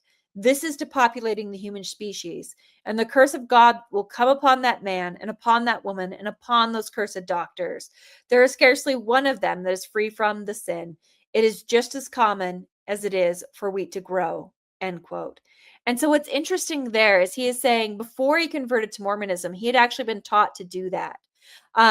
It's unclear here whether Valete ever had a early abortion or whether Heber C. Kimball ever encouraged her to have one, but he's saying that they had the knowledge of how to do it and that it was a really common practice. Now, if we take these two things together, I think we can say that in the 1840s, in the 1830s, there were women living in the Mormon community who knew how to procure abortions and would have been able to give abortions or birth control to women who had gotten pregnant and didn't want to be. Whether or not any of the women that Joseph Smith was married to, or any particular woman within the Mormon community had an abortion, we can't say. There isn't evidence for that. But we can say that it was possible, it was common. It's probably likely that at least one of the women living in Nauvoo, which is a town, I think, if I remember correctly, of about 10,000 people, that one of them would have had an early abortion, or at least what we would consider an early abortion during that time period. We also have some evidence, again from 1857, that Mormons in general follow other Americans in believing that pregnancy starts at quickening, or at least that the soul enters the body during quickening. So this is a quote from Brigham Young, again from the Journal of Discourses in 1857. Quote, "All those who are counted worthy to be exalted and to become gods, even the sons of God, will go forth and have earths and worlds like those who have framed this and millions on millions of others. This is our home built expressly for us by the Father of our spirits, who is the Father, maker, and framer and producer of these mortal bodies that we now inherit, and which go back to Mother Earth. When the spirit leaves them, they are lifeless, and when the mother feels life come to her infant, it is the spirit entering the body preparatory to that mortal existence." And so he talks about women being able to feel life come into their infant, which is one way to refer to quickening. Now, one thing that is happening during the same time period is I had said that for the 19th century, most women believe that life begins at quickening. That actually begins to change in the 1850s. The American Medical Association in the 1850s begins a campaign to convince Americans that life begins not at quickening, but earlier at conception, in order to portray the midwives who had been responsible for abortion and birth control as people who are literally killing children. And so as the century progresses, people will become increasingly convinced by the American Medical Association's descriptions of pregnancy. And so in the second half of the 19th century, you actually see these understandings of pregnancy begin to change, which is one of the reasons why you have the leaders of the Church of Jesus Christ of Latter-day Saints condemning abortion from the pregnancy. They are from the pulpit. They have been convinced by the American Medical Association, by changing cultural understandings of pregnancy, that these earlier understandings of pregnancy that allowed for women to try to bring back their menses to be incorrect and are adopting new understandings of pregnancy. I do also want to emphasize that these changes don't occur because of any changes in medical knowledge. I'm closely paraphrasing Jennifer Holland here, who's a professor at the University of Oklahoma, who has pointed out that there were no changes in medical knowledge during this time period that would have led to a change in understandings of pregnancy. This is a cultural change. It's a political change. It's not a change in understanding and how women's bodies work. Now, a third source, which is not as good as our other sources, are really a fourth source that I want to talk about, comes from Minerva Wade Hickman's autobiography, which is written sometime around 1905, 1907. Minerva Wade Hickman is talking about her memories of what was going on in the 1840s and what was going on with polygamy. And she is going to talk about why Lucy Walker in particular may not have had a child. Now, this is not a firsthand account, and so it has to be taken as less authoritative, less convincing, but it still opens up interesting questions. She says in her autobiography, to teach polygamy openly in Nauvoo was forbidden, yet at the same time, it was public knowledge about the saints. I know polygamy was preached by Joseph Smith. She's probably responding here to the RLDS missionaries who are in the area. She's living in Idaho at this time and would have encountered them. There was so much hatred already that it was not preached public for fear of mob violence. But Joseph Smith had wives sealed to him besides Emma. Eliza R. Snow, Desdemona Fulmer, Lucy Walker were all well known to me. And just as a side note, I know her name's not Desdemona, but that's what it says in the autobiography. Lucy Smith Walker said the prophet said if she would live with him as a wife, she would have a son that would be a great man. But he did not urge her, knowing the persecution that would follow, end quote. So this source raises a lot of interesting questions. One, I don't really know what Minerva Wade Hickman means by she would live with him as a wife. Does that mean to live with him openly? Does that mean to have sex with him? Had they been abstaining before that? Does that mean to allow him to get her pregnant? We really don't know. We also don't know if Lucy is unique. Is she sort of one of a couple women who's being pushed to consider having pregnancy? Is this an addition from a later sort of idea that arises in Utah that Minerva Wade Hickman is casting back into the past? Again, we really don't know, but it's an interesting suggestion about how people are thinking in the early 20th century about why Joseph Smith may not have had children and is coming from a woman who would have known many of them. So what can we say from this limited amount of information? I think we can say that early Mormon women knew about abortion and birth control. We can say that it's likely that at least one woman who was living in Nauvoo, which had about 12,000 people, likely used birth control or an abortifacient to avoid getting pregnant or to try to end a pregnancy. I also want to say that women didn't necessarily need John C. Bennett to procure abortions. They would have had their own knowledge and ways of doing so. Although I do think it's possible that John C. Bennett may have tried to perform an abortion on at least one woman. We also don't know what early Mormon theologies of sex were. I find it fascinating that Joseph Smith adopts the food and diet codes of other sects, but appears to have rejected some of their ideas about sexuality. Later Mormon groups, including fundamentalists, believe that procreation should be limited to fertile periods. The AUB in particular, at least some of them say that women should only have sex when they are able to get pregnant and want to get pregnant. We don't know how far back that dates. We don't know if Joseph Smith believed something similar. We don't know if Joseph Smith believed that too frequent ejaculation physically weakened men. I personally think it's really unlikely that he believed that once a month was how often he should be having sex, but it's possible. There hasn't been any research really done to tell us what his individual beliefs about sexuality were. And having been through the Joseph Smith papers, I honestly don't think the evidence is there to tell us. We also don't know whether or not men, Mormon men in particular, believed that it was okay to have sex with pregnant women. Don Bradley has talked a lot about this. He's found some 19th century sex manuals or pregnancy health manuals saying that men shouldn't have sex with pregnant women, using this to talk about whether or not Joseph Smith would have had sex with polyandrous wives. Although that's interesting, we don't know whether or not Joseph Smith actually believed those sex manuals, those health manuals, and even if he did believe them, whether or not he actually followed them. We also don't know much about how the 19th century and the strains that it placed on bodies would have affected women's fertility. Women were often malnourished. This is the beginning of the Industrial Revolution. They would have been exposed to some pollutants.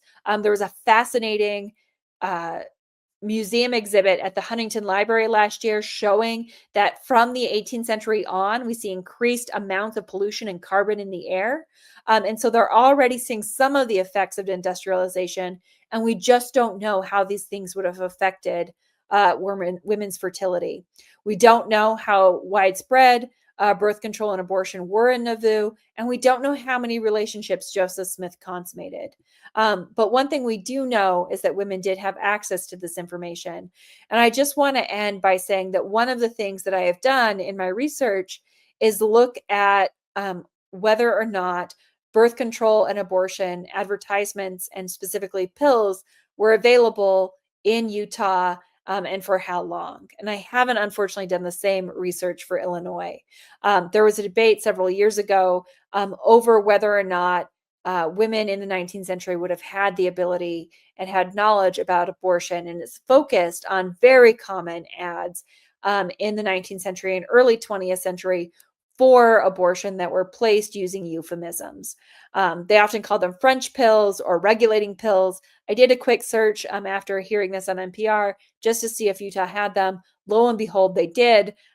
In the early 20th century, late 19th century, if you wanted to go get an abortion pill in Utah, you would just need to go to the Smoot Drug Co., the Smoot Drug Company, and you could get Mesman's French female pills containing cotton root and pennyroyal, which were both used at abortifacients at the time. It's getting late. Usually I'd put my kids to bed and perhaps be asleep myself by this time. And so just to summarize, there's a lot we don't know about Joseph Smith's sexuality. What we do know is that these things were available. We don't know to what extent women were apprising themselves of them.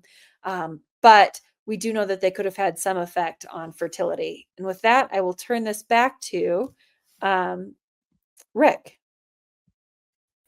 All right, we'll join back in here. Everybody here. Nathaniel said very informative. Thank you. So did Eric Nordquist. Let's see here. Nathaniel had a question, or maybe it was more of a comment. I think this is when you were speaking about the graham cracker guy, Sylvester Graham. The word of wisdom is part of this movement or thinking. Is that correct, Amanda? Not necessarily the word of wisdom, but things similar to it. I mean, people trying to control their diet in the 19th century with an idea that it will have some effect on health is very much a part of the 19th century. The other thing we get out of this is a whole bunch of cereals, particularly in Battle Creek, Michigan. A lot of cereal manufacturers. Yeah.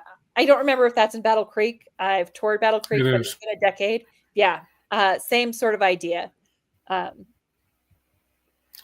Yeah. Okay, and then Eric Nordquist, do we know how effective the different abortion methods were? I don't think we do. Part of the difficulty is that women were often using their own home methods. One example that one of my students gives, her grandmother had grown up in rural Wyoming, and she made her birth control at home in the form of a it's 10 o'clock, so I can't think of what it's called, but in the form of like a barrier method that you would insert into the vagina.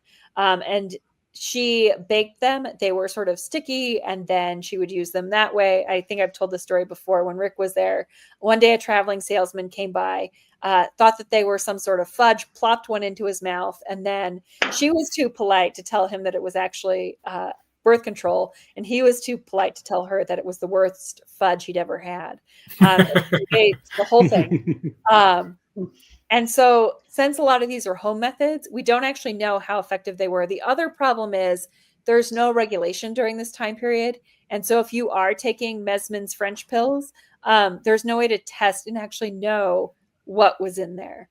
I do think that Dr. Stanford said that he thought that coitus interruptus would probably be the most effective method.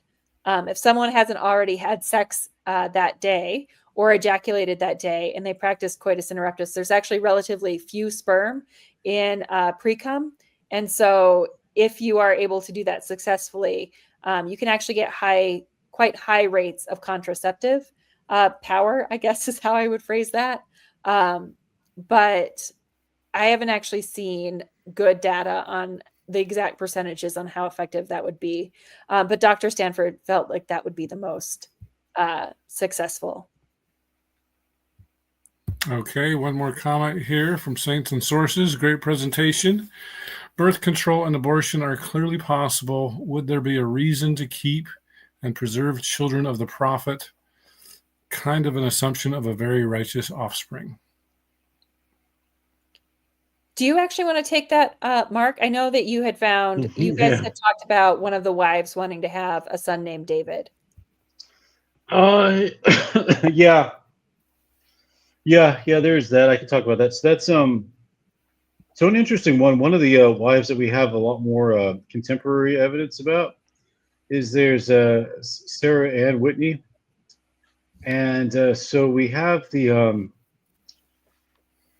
we have a copy of a revelation that was that Joseph gave to her father, Newell K. Whitney, who's the bishop. That gives the ceremony, and it alludes to the fact that there's a David, that this revelation, that this marriage needs to happen, so that a David will come through that marriage, and there's also some Utah era reminiscences about how Joseph prophesied about how he would have a son named David that would do great things, and then of course his son that was born to Emma after he died, who Emma was pregnant with, was named David. But getting back to Sarah, when Sarah, after Joseph died, and she married Heber C. Kimball, they had 3 children, sons in a row named David, and so the first, they had one, and then he died, and they had another, and he died, and then they had a third, and then he died. And so it seems like that they really did want to, and the idea is that some of these, especially early on, that when Brigham Young and Heber C. Kimball were marrying some of Joseph's wives, they were raising up seed to Joseph. It's kind of a levirate marriage type thing. And so, so would he have wanted to have had a child named David by Sarah? Maybe. I guess the question is like say if Sarah had gotten pregnant, would they have not aborted that child for the sake of saying that they wanted to have had a child named David? Yeah, maybe. Or maybe he wanted to have a child with David at some point with her. Maybe not then. I don't know. I mean, there's so many of these things that we really don't know. would they have wanted to have had him? Would Joseph had wanted to have a child with the poor wife at the time? I'm not sure. I would say that I haven't found any absolute like clear direct evidence saying that yes, he did want to have a child with the poor wife and that that's what he was trying to do. I haven't found anything that directly speaks to that. And I guess quickly to add on and just build off of that, the same source for Minerva Hickman, which again is quite late and is not a firsthand source. She claimed that Lucy regretted not having a child with Joseph afterwards, and thus decided to have a child with Heber C. Kimball, I believe. Soon thereafter, and then has one in winter quarters. And I did check, and there looks like there might be one child that would fit the timeline that Minerva Hickman gives. Yeah, I think that's right. Yeah, I think they all thought that they would have more time. All right, we've got another question from Nay006. Do you know if any prostitutes use birth control? I don't know the source off the top of my head, but definitely prostitutes use birth control, both the herbal methods. I'm not so sure because I haven't actually ever done research on prostitutes. So this all comes from stuff that I've used for teaching. So I'm not sure about barrier methods or coitus interruptus, but I do know that they use birth control, including like sheepskin condoms, even though I didn't mention them in the presentation, also would have been another possibility. But prostitutes did use birth control. And there are also attempts in the United States and Great Britain to ensure that prostitutes didn't have certain sexual diseases. And so they would try to prevent those as well. And then the state would force prostitutes to come in periodically, especially in mid-19th century Britain, for examinations. But there were frequent concerns, both locally and nationally, about prostitutes and sex. But yeah, so they would use birth control as well. I could jump in. There's something. There's Catherine Warren. She was she's the first of John Bennett's women in his little ring, and when they're cracking down on, when Joseph and Harm are cracking down on it in April and May 1842, she gives this extensive testimony that's meticulously recorded. And she gives dates, she gives names, and she talks about which men approached her and which one, as she says, obtained their object with her. And that's one of the things that is like a sex journal right there, and I think it's pretty reliable. And it's given at about the time that it happened. She says that because it's given in April 1842. And she says that she started her relationship with John Bennett in June 1841. She talks about when she mentions all the other men that approached her, and when she, and sometimes even how many times that she had sex with them during which month. But one of the things is she says early on, she says is that John Bennett told her that he had pills that would take care of any pregnancy. Yeah. She doesn't say that she took them, but given the amount, I mean, maybe that's something we ought to check there. We ought to do it. We ought to run that. I had to make a calendar for that one and have you run that model, Rick, and see what's like. Because she actually gives names, she gives dates, she gives relative dates. She doesn't say how often she had relations with John Bennett, but we can kind of guess. She said for how long. And we also know that she was fertile because shortly after this, she got married and she had a child with her husband. And she had children before that. It's kind of sad. Her husband was she was a widow at the time. Her husband had been killed in Hans Mill. And so she's the one that really started this whole ring that John Bennett had started, John Bennett and Chauncey Higby. But yeah, she says it right there. She says that he had provided, he said that he could provide pills right there. And so how effective, I think, she doesn't say she used them, but I kind of think that she did because of the amount of encounters she talks about. I think it would be pretty unlikely that she wouldn't have conceived a child.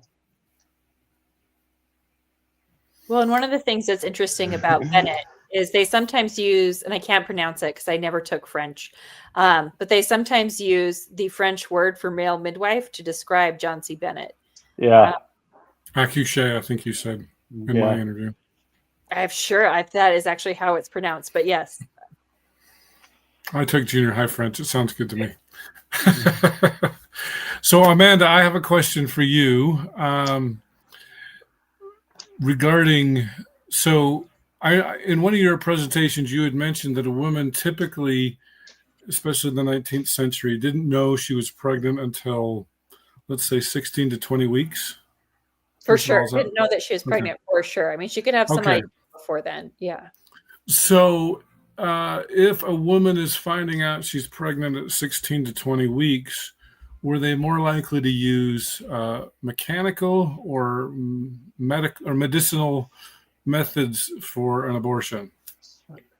I mean, I would have to look at exactly when that change would occur, but it would have to do with the size of, just like today, it would have to do with the size of the fetus at the time that you're trying to attempt an abortion, because if you're using a medicinal method, it still has to come out, right? Mm-hmm. And so the question would really be, can you expel that fetus safely, or are you going to be trying to do something to mechanically remove it?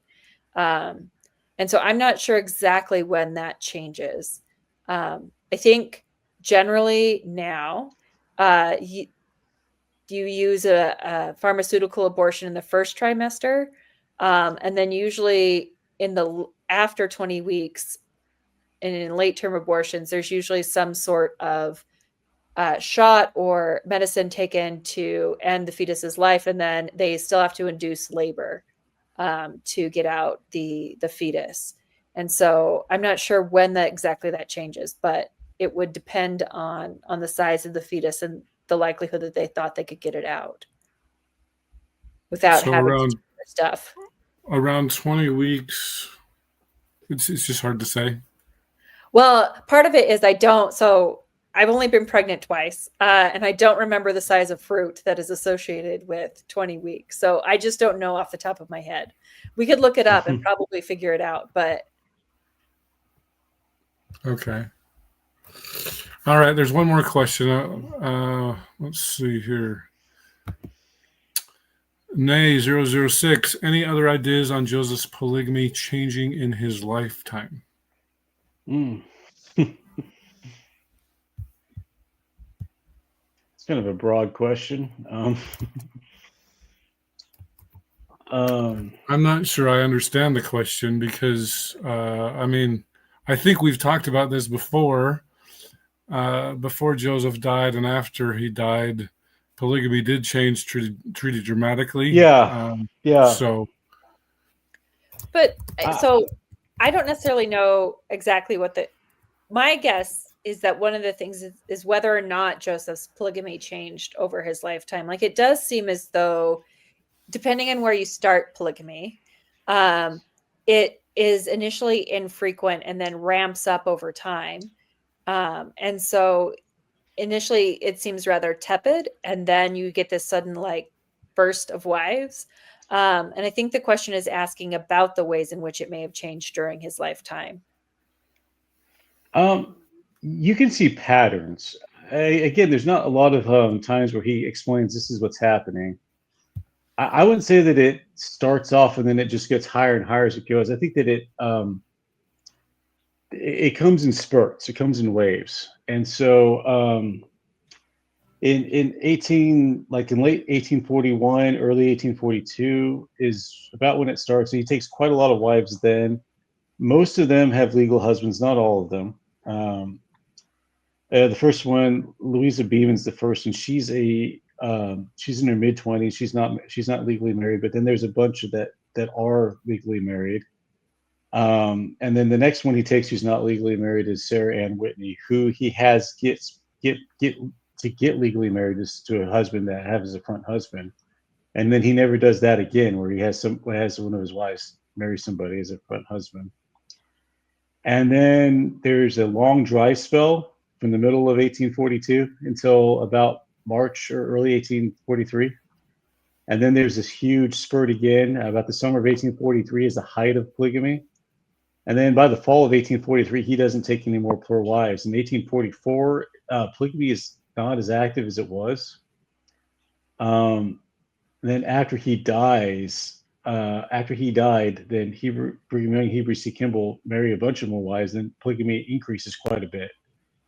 And there's all kinds of reasons. There's trends you can see. The reasons for those trends are the real question. And like I said before, I think the reasons why polygamy increases after he dies is because a lot of those internal and external pressures relax a bit. There's those anti-polygamy factions within the church, like Sidney Rigdon, William Marks, Emma Smith. They either just leave because Joseph's dead, or they're no longer as important, or they no longer have the teeth that they did before Joseph was alive. And so there's also an urgency. They know they're going to leave Nauvoo. They're not as worried about getting kicked out of Nauvoo because they know it's happening anyway. There's also the urgency. They think that because now that Joseph's dead, they think that there's new urgency, that they really need to fulfill these commandments. They need to do these things in order to have that providential blessings that they had. It's like we said earlier, that Lucy Walker regrets not having a child with Joseph, and they probably thought she had more time. And so now they're going to want to emphasize those things. So those are all factors that factor into these things. I mean, like I said, we see these trends. We can see the trends, but understanding why these trends are happening, that's a different question. Nate says thanks. Very interesting. Oh, very good. Just to follow up on the previous thing, how big is a fetus at 20 weeks? Roughly the size of a sweet potato or banana, 6.5 inches, 10 ounces. So do you have any idea if they would have been mechanical or medicinal? I mean, not off the top of my head, although I will say I would want some contractions before trying to deliver a banana. Yeah, for sure. Yeah. All right. Another question, Nathaniel Wilkerson. What is our conclusion why there appears to be no polygamous offspring for Joseph Smith? I think we should throw that to John. He hasn't been getting near enough questions. I have no idea. I'm the math guy. I don't know nothing else. I'm a math guy too. What do you think, Mark? Well, you said it in your thing too. Is like I don't think that this study gives us any definite conclusions. It does gives us some more tools that we can use in the conversation. I think it's like you said there at the end in your conclusion, your part, Rick, that if it was one of those higher volume things, or it's like what John had in his chart, if there are more than 80 sexual encounters, then it's very, very unlikely that there wouldn't be any children. And so I would say it's either we have something that's between the somewhere between the restricted and the medium volume level models, or there had to have been some kind of birth control there. I think that's a conclusion I'd be comfortable saying, is that there's either something that happened between, I'll say that again, that happened somewhere between the restricted and the medium volume models, probably something closer to in between the restricted and the low volume models, but the medium one's still on the table, or there would have had to have been some kind of birth control. Amanda, what do you think? I mean, that makes sense to me. I guess what comes out of this study is really that children are not as likely as an outcome as we would have expected, just sort of given our understanding of sex and the likelihood of pregnancy. I mean, even with the numbers that you have, if you add in miscarriages, it reduces it even further. How often? Which is a very big possibility. We should say that. Yeah. Well, a and very even strong with, possibility. the numbers that we have we don't know how much Joseph Smith is having sex with his wives, with any of them, including Emma.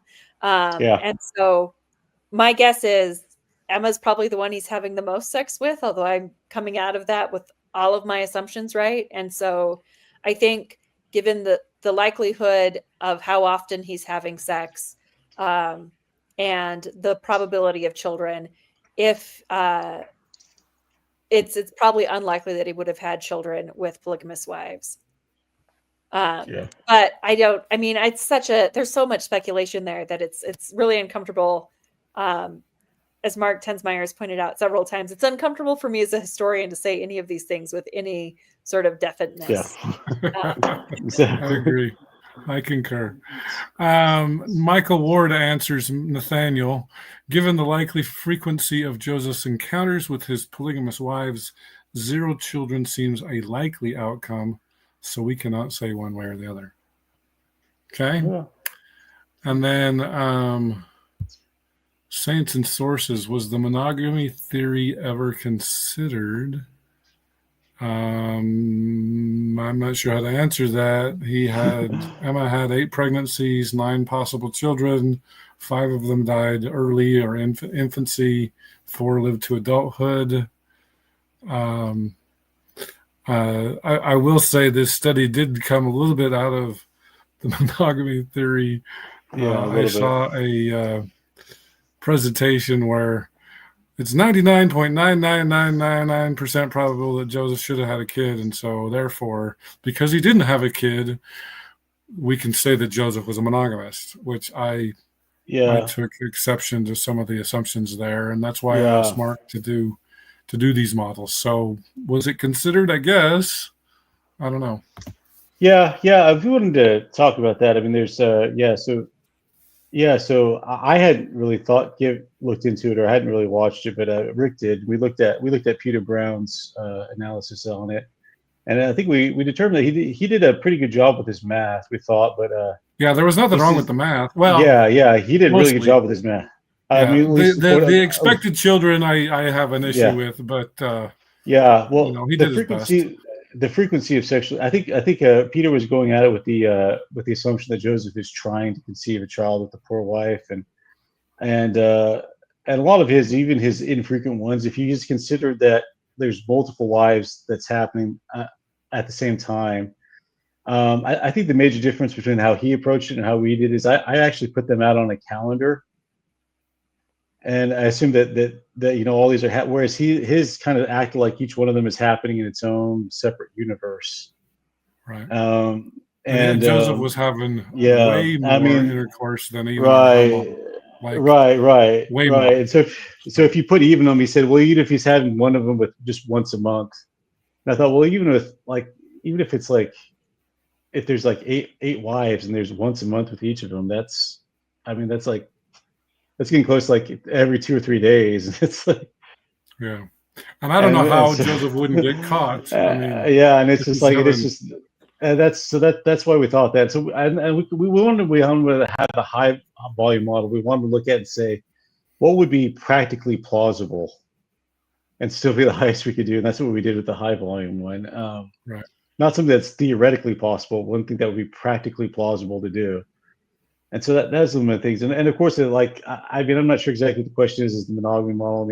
I mean, obviously, if he's a monogamist, he's not having sex with any poor wives. And so therefore, there's nothing for us to test. I mean, you can consider that in your own mind, the monogamy model, the monogamous model, where there's just 0. And so the probability of a poor wife is 0. So there you have it. I mean, well, so I think one of the things that you guys were trying to do, because this came out of your discussion with some of the polygamy skeptics, partially, is that if it had come out with the math that Joseph Smith should have had a child with his polygamous wives, given the assumptions, that may have been evidence for. But what you came up with was closer to what Nathaniel had said, was that because of the low probability, it's not really evidence one way or the other, and so Michael said that. Oh, sorry, Michael. It's Mike said that. Yeah, that's right. I mean, that's true. I mean, we went into it just thinking, well, we'll put the models together and we'll see what the numbers say. And so Yeah, you're right. I mean, it possibly could have been something that showed definitively, yes, that either Joseph Smith was not having sex with poor wives at all, or he would have had to been using birth control. That's not really how the numbers turned out.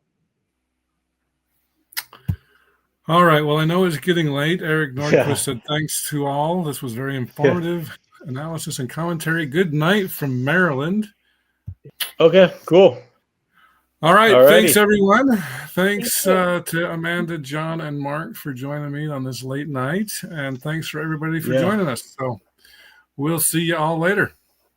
See ya. Very well. Thanks for listening, and I hope you to continue to enjoy Gospel Tangents. Consider becoming a Patreon or go to gospeltangents.com/shop, and you can get a cool tie, a hat, or even a nice mug. You can also get a sweatshirt. So check it out at gospeltangents.com/shop.